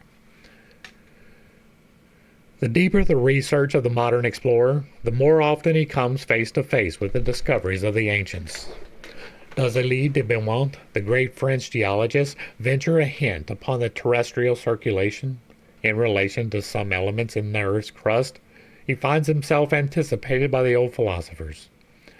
Do we demand of distinguished technologists what are the most recent discoveries in regard to the origin of metalliferous deposits? We hear one of them, Professor Sterry Hunt, in showing us how water is a universal solvent, enunciating the doctrine held and taught by the old Thales more than 24 centuries ago, that water was the principle of all things. We listen to the same professor, with de Beaumont as authority, expounding the terrestrial circulation and the chemical and physical phenomena of the material world, while we read with pleasure that he is not prepared to concede that we have in chemical and physical processes the whole secret of organic life. We know with a still greater delight the following honest confession on his part.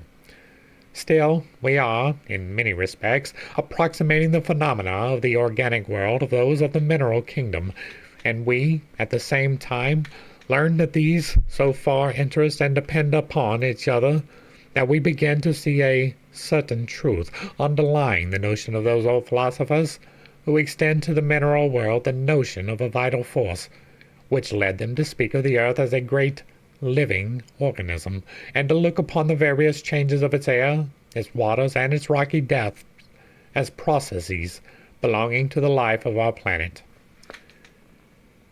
Everything in this world must have a beginning. Things have latterly gone so far with scientists in the matter of prejudice that it is quite a wonder that even so much as this should be conceded to ancient philosophy. The poor, honest, primordial elements have long been exiled, and our ambitious men of science run races to determine who shall add one more to the fledgling brood of the 63 or more elementary substances. Meanwhile, there rages a war in modern chemistry about terms. We are denied the right to call these substances chemical elements, for they are not primordial principles or self-existing essences out of which the universe was fashioned. Such ideas associated with the word element were good enough for the old Greek philosophy, but modern science rejects them, for, as Professor Cook says, they are unfortunate terms, and experimental science will have nothing to do with any kind of essences except those which it can see, smell, or taste.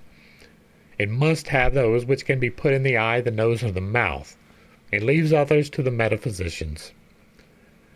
Therefore, when von Helmont tells us that, though a homogeneal part of elementary earth may be artificially, converted into water, though he still denies that the same can be done by nature alone, for no natural agent is able to transmute one element into another, offering as a reason that the elements always remain the same, we must believe him, if not quite an ignoramus, at least an unprogressed disciple of the moldy old Greek philosophy, living and dying in blissful ignorance of the future 63 substances which could either he or his old master Paracelsus achieve. Nothing, of course, but metaphysical and crazy speculations, clothed in a meaningless jargon common to all medieval and ancient alchemists. Nevertheless, in comparing notes, we find in the latest of all works upon modern chemistry the following.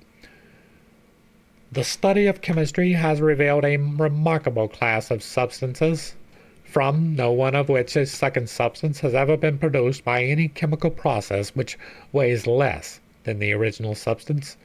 By no chemical process whatever can we obtain from iron a substance weighing less than the metal used in its production. In a word, we can extract from iron nothing but iron. Moreover, it appears, according to Professor Cook, that 75 years ago men did not know there was any difference between elementary and compound substances, for in old times alchemists had never conceived that weight is the measure of material, and that, thus measured, no material is ever lost. But, on the contrary, they imagined that in such experiments as these the substances involved underwent a mysterious transformation. Centuries, in short, were wasted in vain attempts to transform the baser metals into gold. Is Professor Cook, so eminent in modern chemistry, equally proficient in the knowledge of what alchemists did or did not know? Is he quite sure that he understands the meaning of the alchemical diction? We are not, but let us compare his views, as above expressed, with but sentences written in plain and good, albeit old English, from the translations of Van Helmont and Paracelsus. We learn from their own admissions that the alkahest induces the following changes. 1. The alkahest never destroys the seminal virtues of the bodies thereby dissolved. For instance, gold, by its action, is reduced to a salt of gold, antimony to a salt of antimony, etc., of the same seminal virtues, or characters with the original concrete. 2. The subject exposed to its operation is converted into its three principles, salt, sulfur, and mercury, and afterwards into salt alone, which then becomes volatile, and at length is wholly turned into clear water.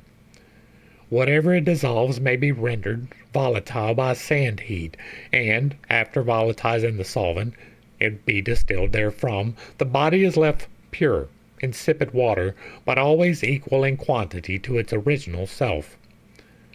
Further, we find von Helmont, the elder, saying of this salt that it will dissolve the most untractable bodies into substances of the same seminal virtues, equal in weight to the matter dissolved, and he adds, this salt by being several times cohabited with Paracelsus sal circulatum, loses all its fixedness, and at length becomes an insipid water, equal in quantity to the salt it was made from. The objection that might be made by Professor Cook in behalf of modern science to the Hermetic expressions would equally apply to the Egyptian hieratic writings. They hide that which was meant to be concealed. If he would profit by the labors of the past, he must employ the cryptographer and not the satirist. Paracelsus, like the rest, exhausted his ingenuity in transpositions of letters and abbreviations of words and sentences. For example, when he wrote sutrator, he meant tartar, and mutrin meant nitrum, and so on. There was no end to the pretended explanations of the meanings of the alkahest. Some imagined that it was an alkaline of salt and tartar salatized.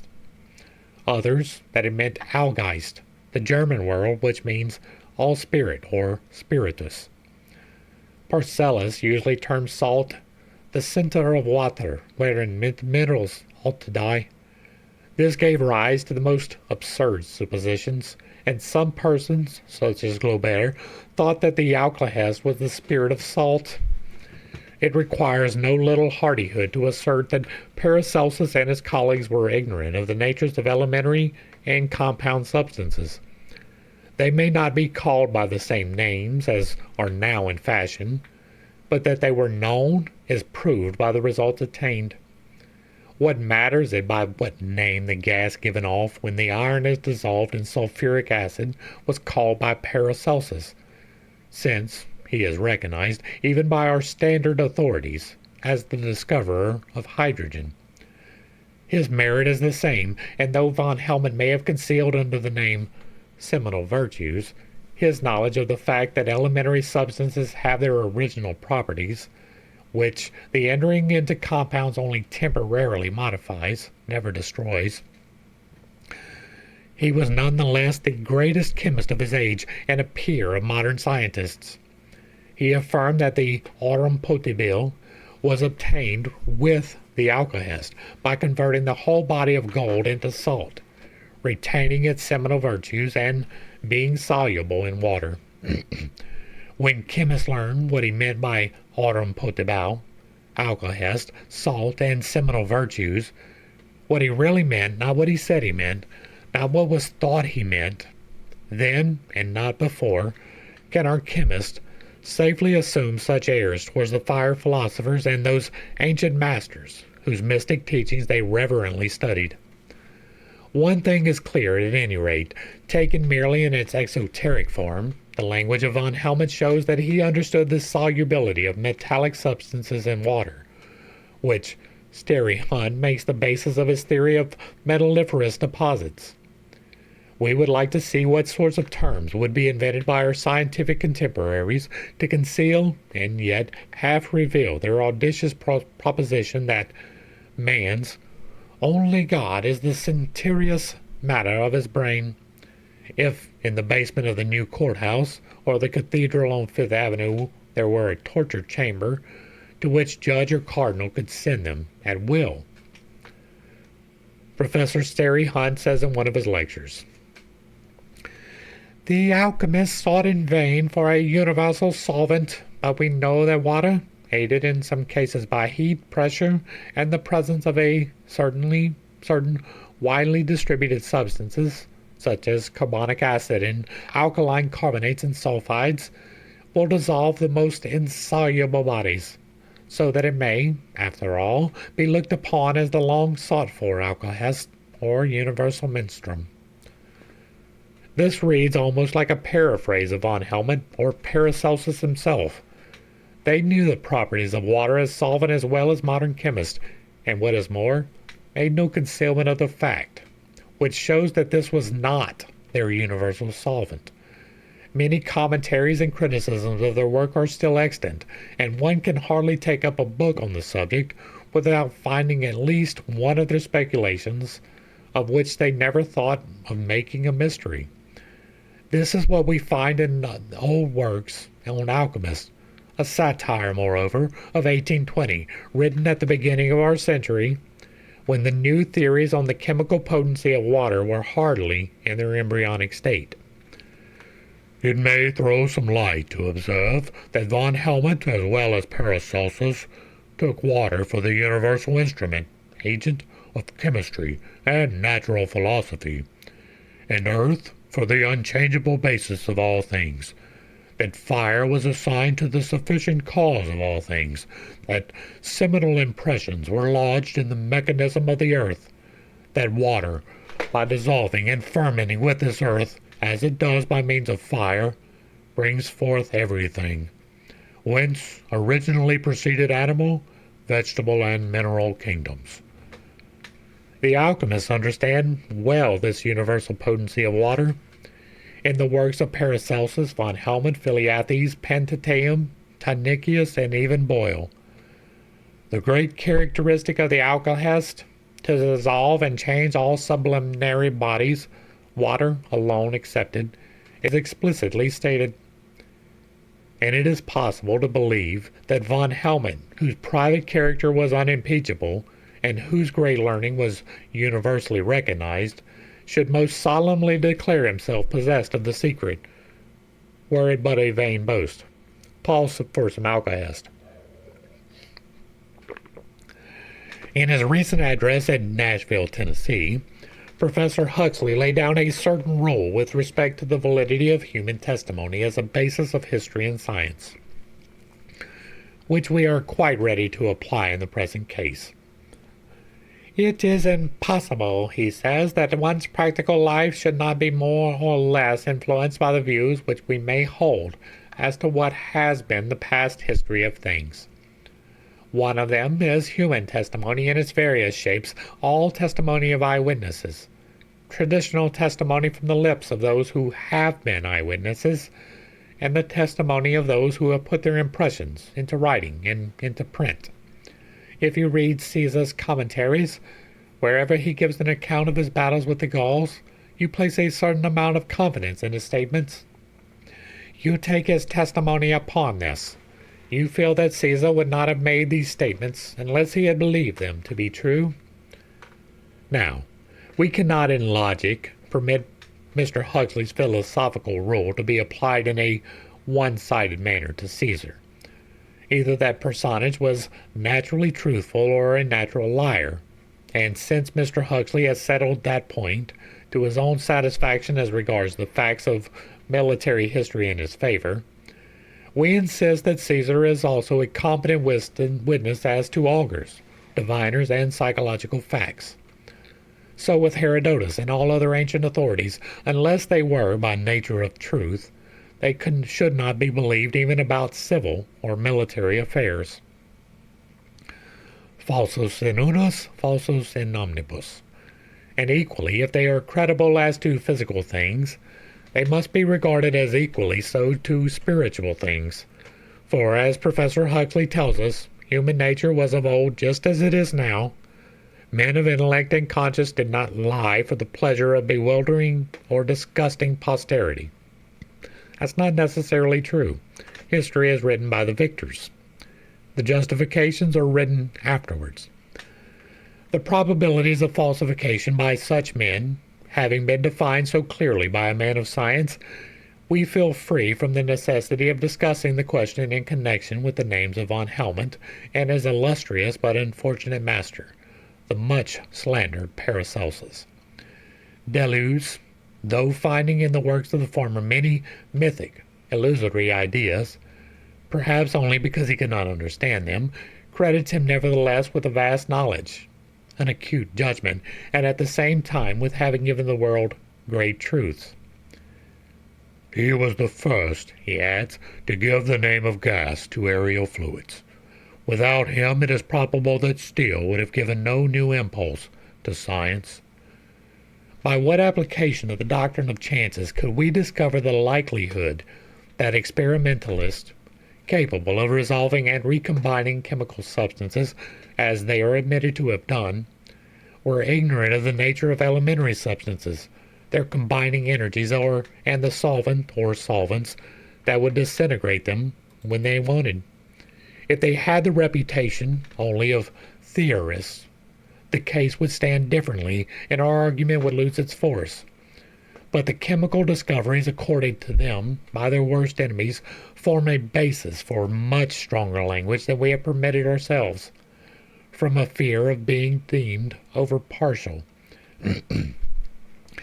And, as this work, moreover, is based on the idea that there is a higher nature of man, that his moral and intellectual faculties should be judged psychologically, we did not hesitate to reaffirm that since von Helmont asserted most solemnly that he was possessed of the secret of the alkylist, no modern critic has a right to set him down as either a liar or a visionary until something more certain is known about the nature of this alleged universal menstruum.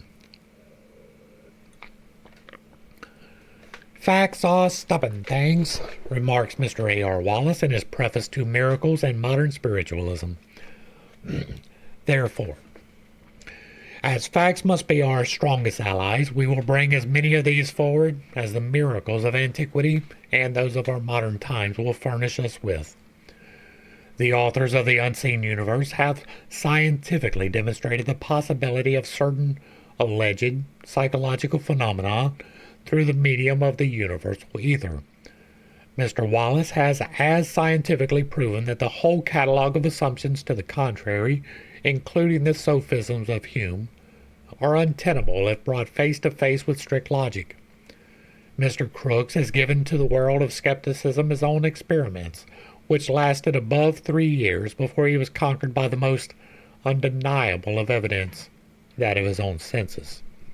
A whole list could be made up of men of science who have recorded their testimony to that effect, and Camille Flammarion, the well-known French astronomer and author of many works, which, in the eyes of the skeptical, should send him to the ranks of the deluded, in company with Wallace, Crookes, and Hare, corroborates our words in the following lines. I do not hesitate to affirm my conviction, based on personal examination of the subject, that any scientific man who declares the phenomenon denominated magnetic, somnambulic, mediumic, and others not yet explained by science to be impossible, is one who speaks without knowing what he is talking about. And also, any man accustomed by his professional avocations to scientific observations, provided that his mind be not biased by preconceived opinions, nor his mental vision blinded by the opposite kind of illusion, unhappily too common in the learned world, which consists in imagining that the laws of nature are already known to us, and that everything which appears to overstep the limit of our present formulas is impossible, may require a radical and absolute certainty of the reality of the facts alluded to. In Mr. Crookes' Notary of an Inquiry into the Phenomenon Called Spiritual, on page 101, this gentleman quotes Sergeant Cox, who, having named this unknown force psychic, explains it thus. As the organism is itself moved and directed within the structure by a force which either is or not controlled by the soul, spirit, or mind, which constitutes the individual being we term the man, it is an equally reasonable conclusion that the force which causes the motions beyond the limits of the body is the same force that produces motion within the limits of the body. And, as the external force is often directed by intelligence, it is an equally reasonable conclusion that the directing intelligence of the external force is the same intelligence that directs the force internally. That is my hypothesis about the Holy Spirit. It is the part that, like, you make the decision to make your fingers wiggle, but you don't actually do that. That is the Holy Spirit. It's the same thing he's saying here. In order to comprehend this theory the better, we may as well divide it into 4 propositions and show that Mr. Cox believes: 1. That in the force which produces physical phenomena proceeds from, consequently is generated in, the medium. That the intelligence directing the force for the production of the phenomena, A, may sometimes be other than the intelligence of the medium, but of this the proof is insufficient. Therefore, B, the directing intelligence is probably that of the medium himself. This Mr. Cox calls a reasonable conclusion. 3. He assumes that the force which moves the table is identical with the force which moves the medium's body itself. And 4. He strongly disputes the spiritualistic theory, or rather assertion, that spirits of the dead are the sole agents in the production of all the phenomena. Before we fairly proceed on our analysis of such views, we must remind the reader that we find ourselves placed between 2 extreme opposites represented by 2 parties, the believers and unbelievers in this agency of human spirits. Neither seem capable of deciding the point raised by Mr. Cox, for while the spiritualists are so omnivorous in their credulity as to believe every sound and movement in a circle to be produced by disembodied human beings, their antagonists dogmatically deny that anything can be produced by spirits, for there are none. Hence, neither class is in a position to examine the subject without bias. If they consider that force which produces motion within the body, and the one which causes the motion beyond the limits of the body, to be of the same essence, they may be right. But the identity of these 2 forces stops here. The life principle which animates Mr. Cox's body is of the same nature as that of his medium. Nevertheless, he is not the medium, nor is the latter Mr. Cox. This force, which, to please Mr. Cox and Mr. Crooks, we may just as well call psychic as anything else, proceeds through and not from the individual medium. In the latter case, this force would be generated in the medium, and we are ready to show that it cannot be so.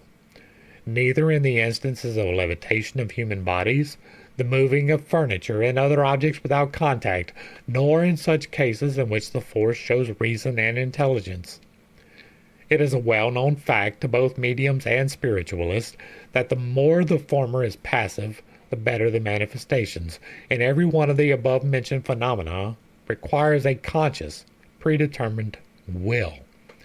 In cases of levitation, we should have to believe that this self-generated force would raise the inert mass off the ground, direct it through the air, and lower it down again, avoiding obstacles and thereby showing intelligence, and still act automatically, the medium retaining all the while passive.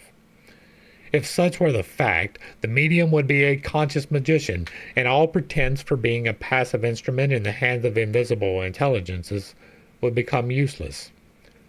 As well plead that a quantity of steam sufficient to fill without bursting a boiler will raise the boiler, or a Leyden jar full of electricity overcome the inertia of the jar, as such a mechanical absurdity. All analogy would seem to indicate that the force which operates in the presence of a medium upon external objects comes from a source back of the medium himself. We may rather compare it with the hydrogen which overcomes the inertia of the balloon. The gas, under the control of an intelligence, is accumulated in the receiver in sufficient volume to overcome the attraction of its combined mass. On the same principle, this force moves articles and furniture, and performs other manifestations, and Though identical in its essence with the astral spirit of the medium, it cannot be his spirit only, for the latter remains all the while in a kind of cataleptic torpor, with its mediumship as genuine. Mr. Cox's first point seems, therefore, not well taken. It is based upon a hypothesis mechanically untenable. Of course, our argument proceeds from the supposition that levitation is an observed fact. The theory of psychic force, to be perfect, must account for all visible motions in solid substances, and among these is levitation. At his second point, we deny that the proof is insufficient, that the force which produces the phenomena is sometimes directed by other intelligences than the mind of the psychic. On the contrary, there is such an abundance of testimony to show that the mind of the medium, in a majority of cases, has nothing to do with the phenomena that we cannot be content to let Mr. Cox's bold assertion go unchallenged. Equally illogical do we conceive to be his third proposition, for if the medium's body be not the generator, but simply the channel of the force which produces the phenomena, a question upon which Mr. Cox's researches throw no light whatsoever, then it does not follow that because the medium's soul spirit of mind directs the medium's organism, therefore this soul spirit of mind lifts a chair or raps at the call of the alphabet. As to the fourth proposition, namely, that spirits of the dead are the sole agents in the production of the phenomena, we need not join issue at the present moment, inasmuch as the nature of spirits producing mediumistic manifestations is treated at length in other chapters. Yea, the philosophers, and especially those who are initiated into the mysteries, held that the astral soul is the impalpable duplicate of the gross external form which we call body. It is the perispirit of the kardecist and the spirit form of the spiritualist. Above this internal duplicate and illuminating it as a warm ray of sun illuminates the earth, fructifying the germ and calling out of spiritual vivification the latent qualities dormant in it, hovers the divine spirit. The astral perispirit is contained and confined within the physical body as ether in a bottle, or magnetism in magnetized iron. It is a center, an engine of force, fed from the universal supply of force and moved by the same general laws which pervade all nature and produce all cosmical phenomena. Its inherent activity causes the incessant physical operations of the animal organism and ultimately results in the destruction of the latter by overuse and its own escape. It is the prisoner, not the voluntary tenant of the body. I take extreme exception with that. I do not believe that in the slightest. It has an attraction so powerful to the external universal force that after wearing out its casing it finally escapes to it.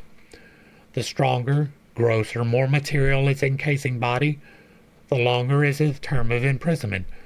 Some persons are born with organizations so exceptional that the door which shuts other people in from communication with the world of astral light can be easily unbarred and opened, and their souls can look into or even pass into that world and return again. Those who do this consciously and at will are termed magicians, hierophants, seers, and adepts. Those who are made to do it, either through the fluid of the mesmerizer or of spirits, are mediums. The astral soul, when the barriers are once opened, is so powerfully attracted by the universal astral magnet that it sometimes lifts its encasement with it and keeps it suspended in midair until the gravity of matter reasserts its supremacy and the body redescends again to earth.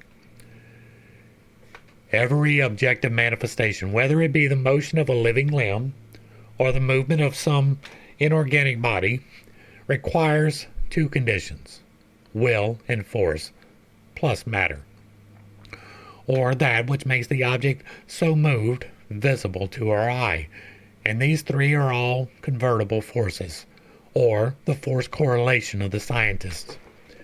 In their turn, they are directed, or rather overshadowed, by the divine intelligence which these men so studiously leave out of the account, but without which not even the crawling of the smallest earthworm could ever take place. The simplest, as the most common of all natural phenomena, the rustling of the leaves which tremble under the gentle contact of the breeze, requires a constant exercise of these faculties. Scientists may well call them cosmic laws, immutable and unchangeable. Behind these laws we must search for the intelligent cause, which, once having created and set these laws in motion, has infused into them the essence of its own consciousness. Whether we call this the first cause, the universal will, or God, it must always bear intelligence. And now we may ask, how can a will manifest itself intelligently and unconsciously at the same time? It is difficult, if not impossible, to conceive of intellection apart from consciousness. By consciousness, we do not necessarily imply physical or corporeal consciousness. Consciousness is a quality of the sentient principle, or, in other words, the soul, and the latter often displays activity even while the body is asleep or paralyzed. When we lift our arm mechanically, we may imagine that we do it unconsciously because our superficial senses cannot appreciate the interval between the formulation of the purpose and its execution. Latent as it seems to us, our vigilant will evolved force and set our matter in motion. There is nothing in the nature of the most trivial of mediumistic phenomena to make Mr. Cox's theory plausible. If the intelligence manifested by this force is no proof that it belongs to a disembodied spirit, still less is it evidence that it is unconsciously given out by the medium. Mr. Crookes himself tells us of cases where the intelligence could not have emanated from anyone in the room, as in the instance where the word however, covered by his finger and unknown even to himself, was correctly written by the planchette. No explanation whatever can account for this case. The only hypothesis tenable, if we exclude the agency of spirit power, is that the clairvoyant faculties were brought into play. But scientists deny clairvoyance, and if, to escape the unwelcome alternative of accrediting the phenomena to a spiritual source, they concede to us the fact of clairvoyance, it then devolves upon them to either accept the Kabbalistic explanations of what this faculty is, or achieve the task hitherto impracticable of making a new theory to fit the facts. Again, if for the sake of argument it should be admitted that Mr. Crookes's word, however, might have been clairvoyantly read, what shall we say of mediumistic communications having a prophetic character? Does any theory of mediumistic impulse account for the ability to foretell events beyond the possible knowledge of both speaker and listener? Mr. Cox will have to try again. As we have said before, the modern psychic force and the ancient oracular fluids, whether terrestrial or sidereal, are identical in essence, simply a blind force. So is air, and while in the dialogue the sound waves produced by a conversation of the speakers affect the same body of air, it does not imply any doubt of the fact that there are two persons talking with each other. Is it any more reasonable to say that when a common agent is employed by medium and spirit to intercommunicate, there must necessarily be but one intelligence displaying itself?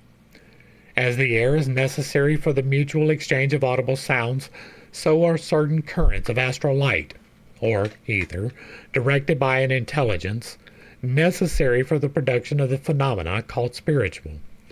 Place two interlocutors in the exhausted receiver of an air pump, and, if they could live, their words would remain in inarticulate thoughts, for there would be no air to vibrate, and hence no ripple of sound would reach their ears.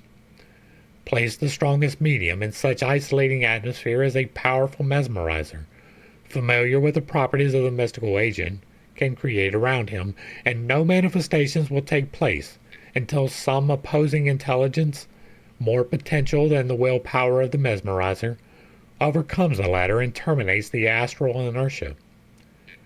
The ancients were at no loss to discriminate between a blind force acting spontaneously and the same force when directed by an intelligence.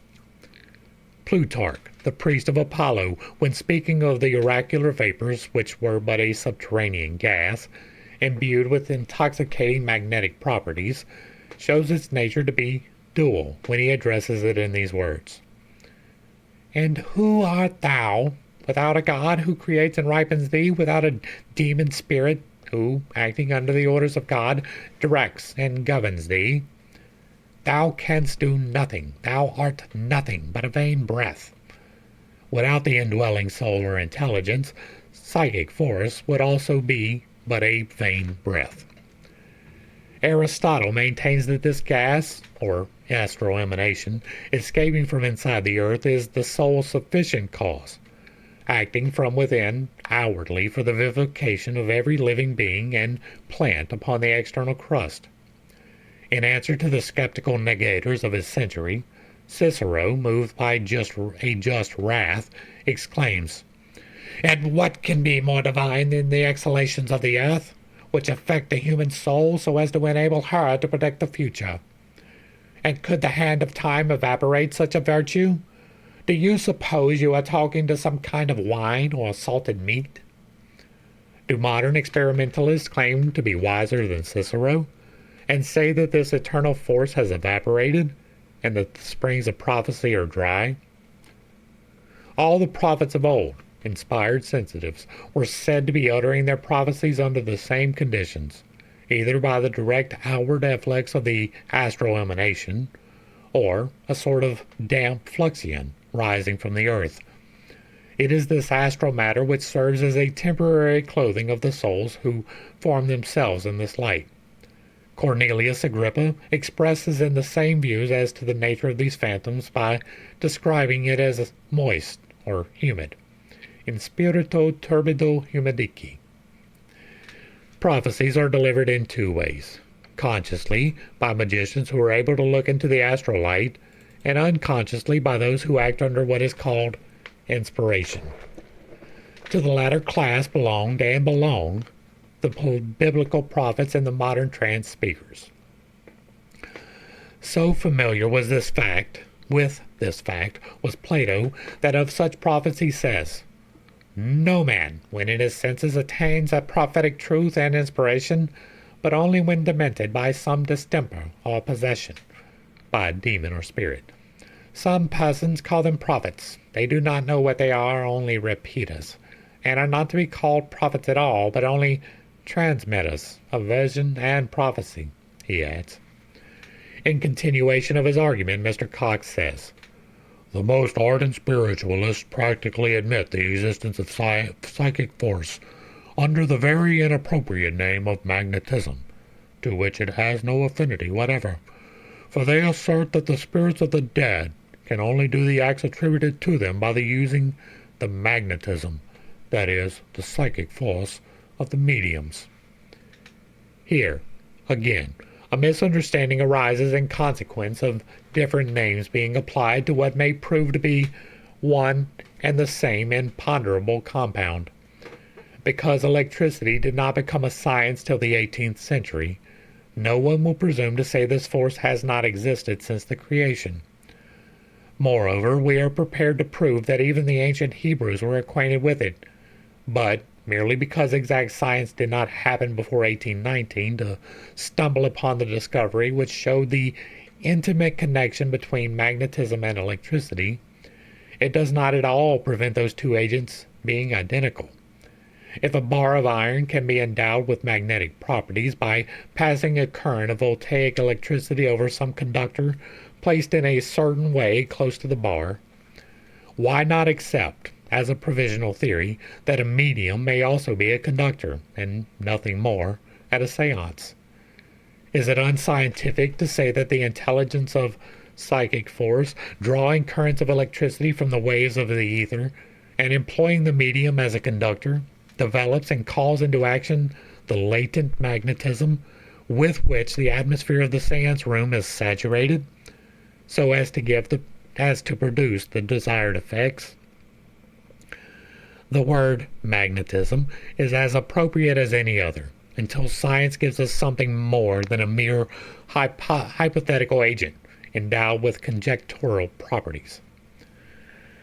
The difference between the advocates of psychic force and the spiritualists consists in this, says Sergeant Cox, that we contend that there is yet insufficient proof of any other directing agent than the intelligence of the medium, and no proof whatever of the agency of the spirits of the dead. We fully agree with Mr. Cox as to the lack of proof that the agency is that of the spirits of the dead. As for the rest, it is a very extraordinary deduction from a wealth of facts, according to the expression of Mr. Crooks, who remarks further, "On going over my notes, I find such a superabundance of evidence, so overwhelming a mass of testimony, that I could fill several numbers of the quarterly." Now, some of these facts of an overwhelming evidence are as follows. First, the movement of heavy bodies with contact but without mechanical exertion. Second, the phenomena of percussive and other sounds. Third, the alteration of weight of bodies. Fourth, movements of heavy substances when at a distance from the medium. Fifth, the rising of tables and chairs off of the ground without any contact with any person. Sixth, the levitation of human beings. Seventh, luminous apparitions. Says Mr. Crooks, "Under the strictest conditions, I have seen a solid, self-luminous body, the size and nearly the shape of a turkey's egg, float noiselessly about the room, at one time higher than anyone could reach on tiptoe, and then gently descend to the floor. It was visible for more than 10 minutes. And before it faded away, it struck the table 3 times with a sound like that of a hard, solid body." I'm going to pause right here with a personal story. Back when I was in the Navy, I had my first experience with this type of phenomenon. I had a roommate in my... After basic, you go to A school, which is where you learn your craft, right? And my roommate in that craft was a practitioner of the Druidic arts. Now, it was more leaned towards Wicca than anything else. But we had various discussions because at the time I was searching. I was Protestant. I had been raised Southern Baptist, but I was open to new things, much as I am today. And we were talking about his religion, and I was like, well, if it's true, then prove it to me. And so he did. And he did so in a peculiar manner, which I have relayed a couple of times, but people don't believe it, so I don't talk about it often. He intentionally focused his will. He held his hands like this, and he intentionally focused his will. And then he threw at me a purple ball of light. And when he did it, he said, "Laugh." And I did. For like 15 minutes straight, laughed to the point where I couldn't hardly breathe. I thought I was going to die. I laughed so hard. I saw this light. It entered my body and it changed my physiology. It made me do something that I did not want to do. So I was convinced, right? I was like, this shit is real. And so I got him to show me things. And that was when I began becoming and practicing pagan. Now, I have never thrown a ball of light, right? I haven't even really experimented with trying that. I move the energies, but I haven't tried to make anything visible. Maybe I can, maybe I can't. It's not really something I'm all that concerned with. But I do have an experience with it, so I'm relaying that to you. Back to the text. We must infer that the egg was of the same nature as Mr. Babinet's meteor cat, which is classified with other natural phenomena in Arago's works. 8th, the appearance of hands, either self-luminous or visible by ordinary light. 9th, direct writing by these same luminous hands, detached and evidently endowed with intelligence, psychic force. 10th, phantom forms and faces. In this instance, the psychic force comes from a corner of the room as a phantom form, takes an accordion in his hand, and then glides around the room playing the instrument. Home, the medium, being in full view at the time. The whole of the proceeding Mr. Crooks witnessed and tested at his own house, and having assured himself scientifically of the genuineness of the phenomenon, reported it to the Royal Society. Was he welcomed as the discoverer of a natural phenomena of a new and important character? Let the reader consult his work for the answer. In addition to these freaks played on by human credulity, by psychic force, Mr. Crooks gives another class of phenomena which he terms special instances, which seem to point to the agency of an exterior intelligence. I have been, says Mr. Crooks, with Mrs. Fox, when she has been writing a message automatically to one person present, whilst a message to another person on another subject was being given alphabetically by means of raps, and the whole time she was conversing freely with a third person on a subject totally different from either. During a séance with Mr. Home, a small lathe moved across the table to me in the light, and delivered a message to me by tapping my hand. I, repeating the alphabet in the lathe, tapping me at the right letters, being at a distance from Mr. Holmes' hands. The same lathe, upon request of Mr. Crooks, gave him a telegraphic message through the Morse alphabet by taps on my hand, the Morse code being quite unknown to any other person present, but imperfectly to himself. And, adds Mr. Crooks, it convinced me that there was a good Morse operator at the other end of the line, whatever that might be. Would it be undignified in the present case to suggest that Mr. Cox should search for the operator in his private principality, Psychic Land? But the same lathe does more and better. In full light in Mr. Crooks's room, it is asked to give a message.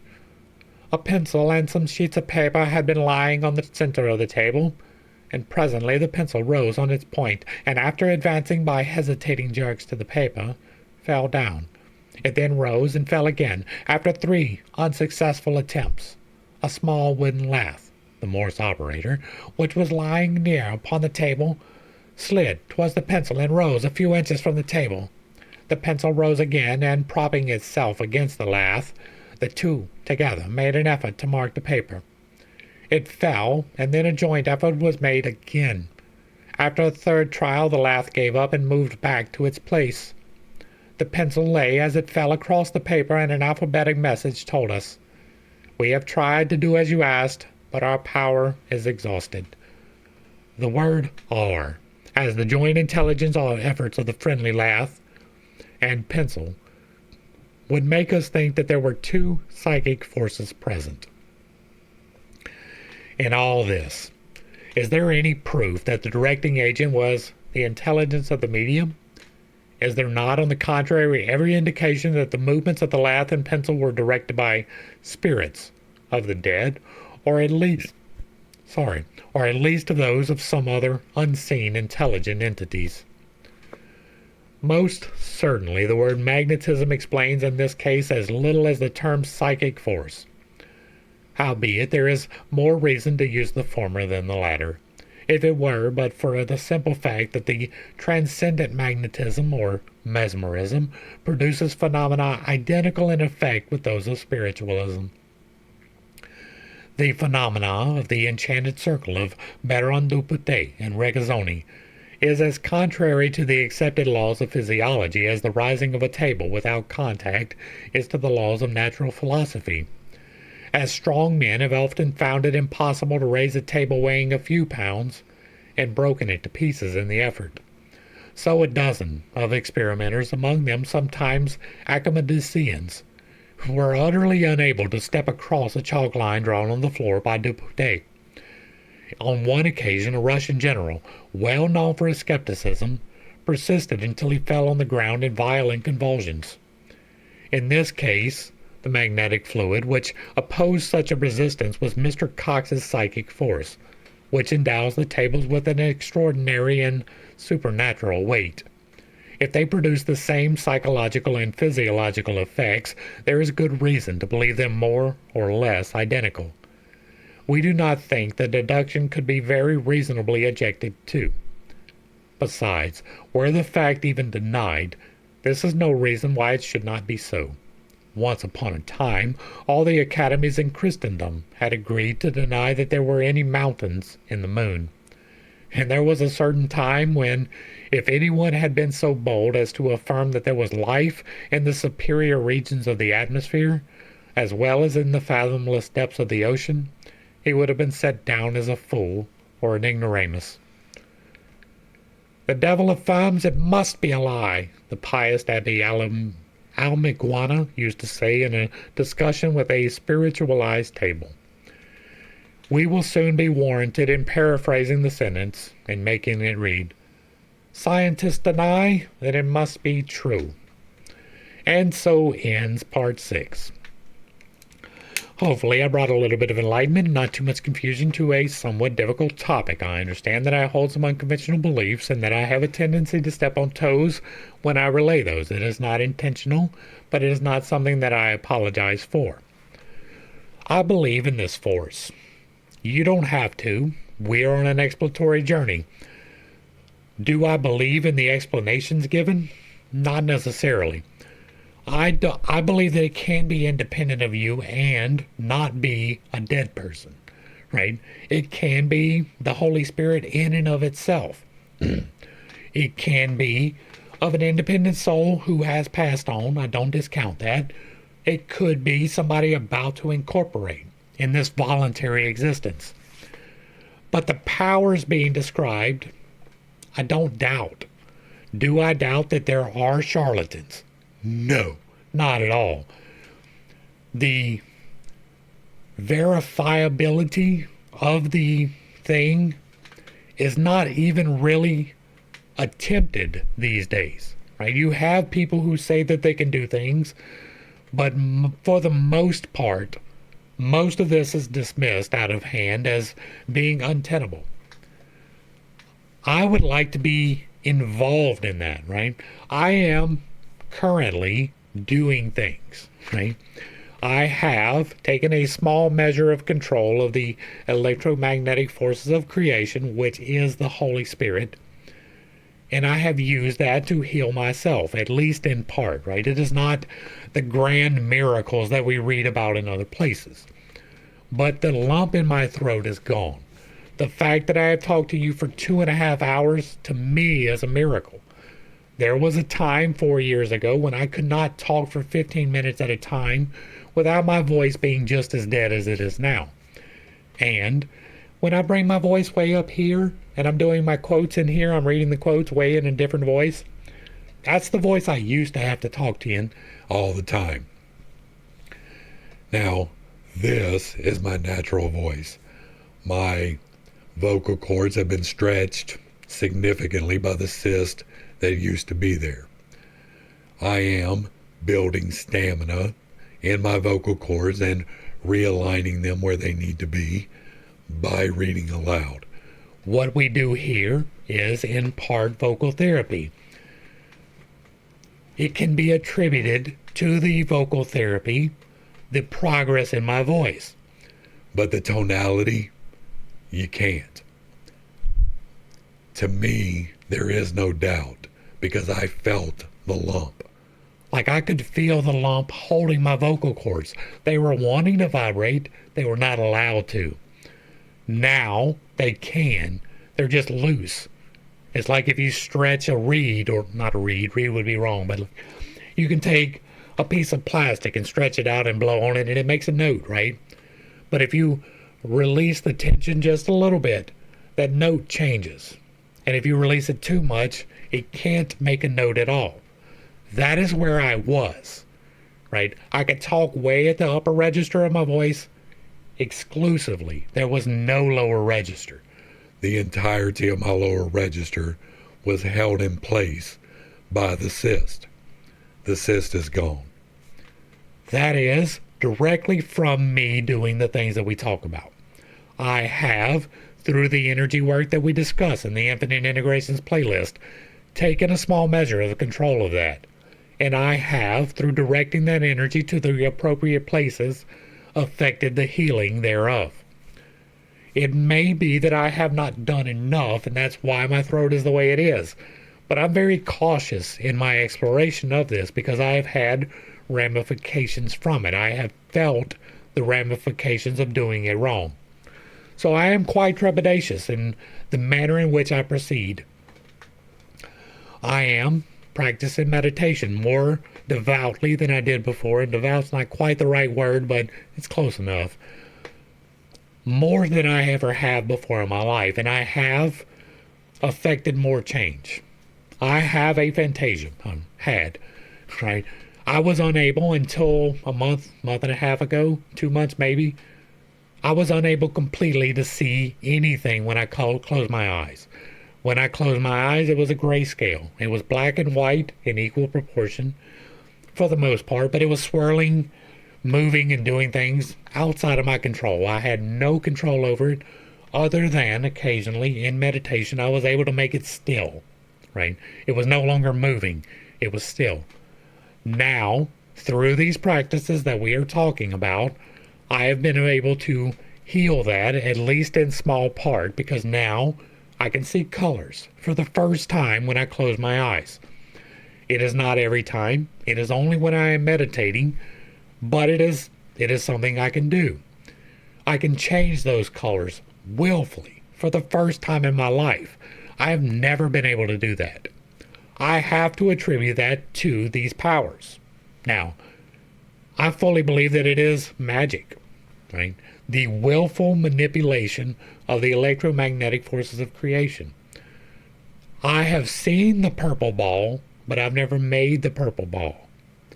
I have talked to my wife telepathically, only to the point of calling her from the other room. She'll come in and be like, "You said something?" It's like, "No, not really. Kind of, but not really." That has happened. But it is not something that is necessarily something I can replicate. I have healed my shoulder. I told y'all before, I had 80% use of this shoulder for 20 years. And now I have 100%. These are things that I have done, but I am slow rolling this, right? I am doing it slowly. It is possible that I could have done more. Who knows? But I have affected change. I am opening myself up in the same manner that I did all the rest of it to these entities, to these various spiritual forces to see if anything responds. As of yet, nothing has. There has been no response from anything outside of myself as of now. That doesn't mean that it wouldn't change. That doesn't mean that I am not missing some key information, which is in part why we do this, right? We do this, it's vocal therapy. We do this to expand knowledge that we are learning. We talk about the things that are in here with the things that I know and the things that I speculate upon, and I try to maintain clarity between the two. I know that I have manipulated these forces, but I may not know some key element of it. That is what we are searching for. And that's where I'm going to go ahead and wrap this one up. If you like what I'm doing over here, let me know down below. Give me a like, share, and a sub. Throw me a comment if you agree or disagree. If it remains respectful, it gets to remain up. And if there is another work that you are aware of that would bring clarity or more information, drop that in the comments down below as well. And if you really like what I'm doing, hit me with that super thanks. To the crew, thanks for hanging out. I appreciate every single minute that you are here with me, and I am praying for you every single day. Until next time, I love you. God loves you. You are perfect, whole, and complete just the way that you are. And this has been Pit Steak. Peace.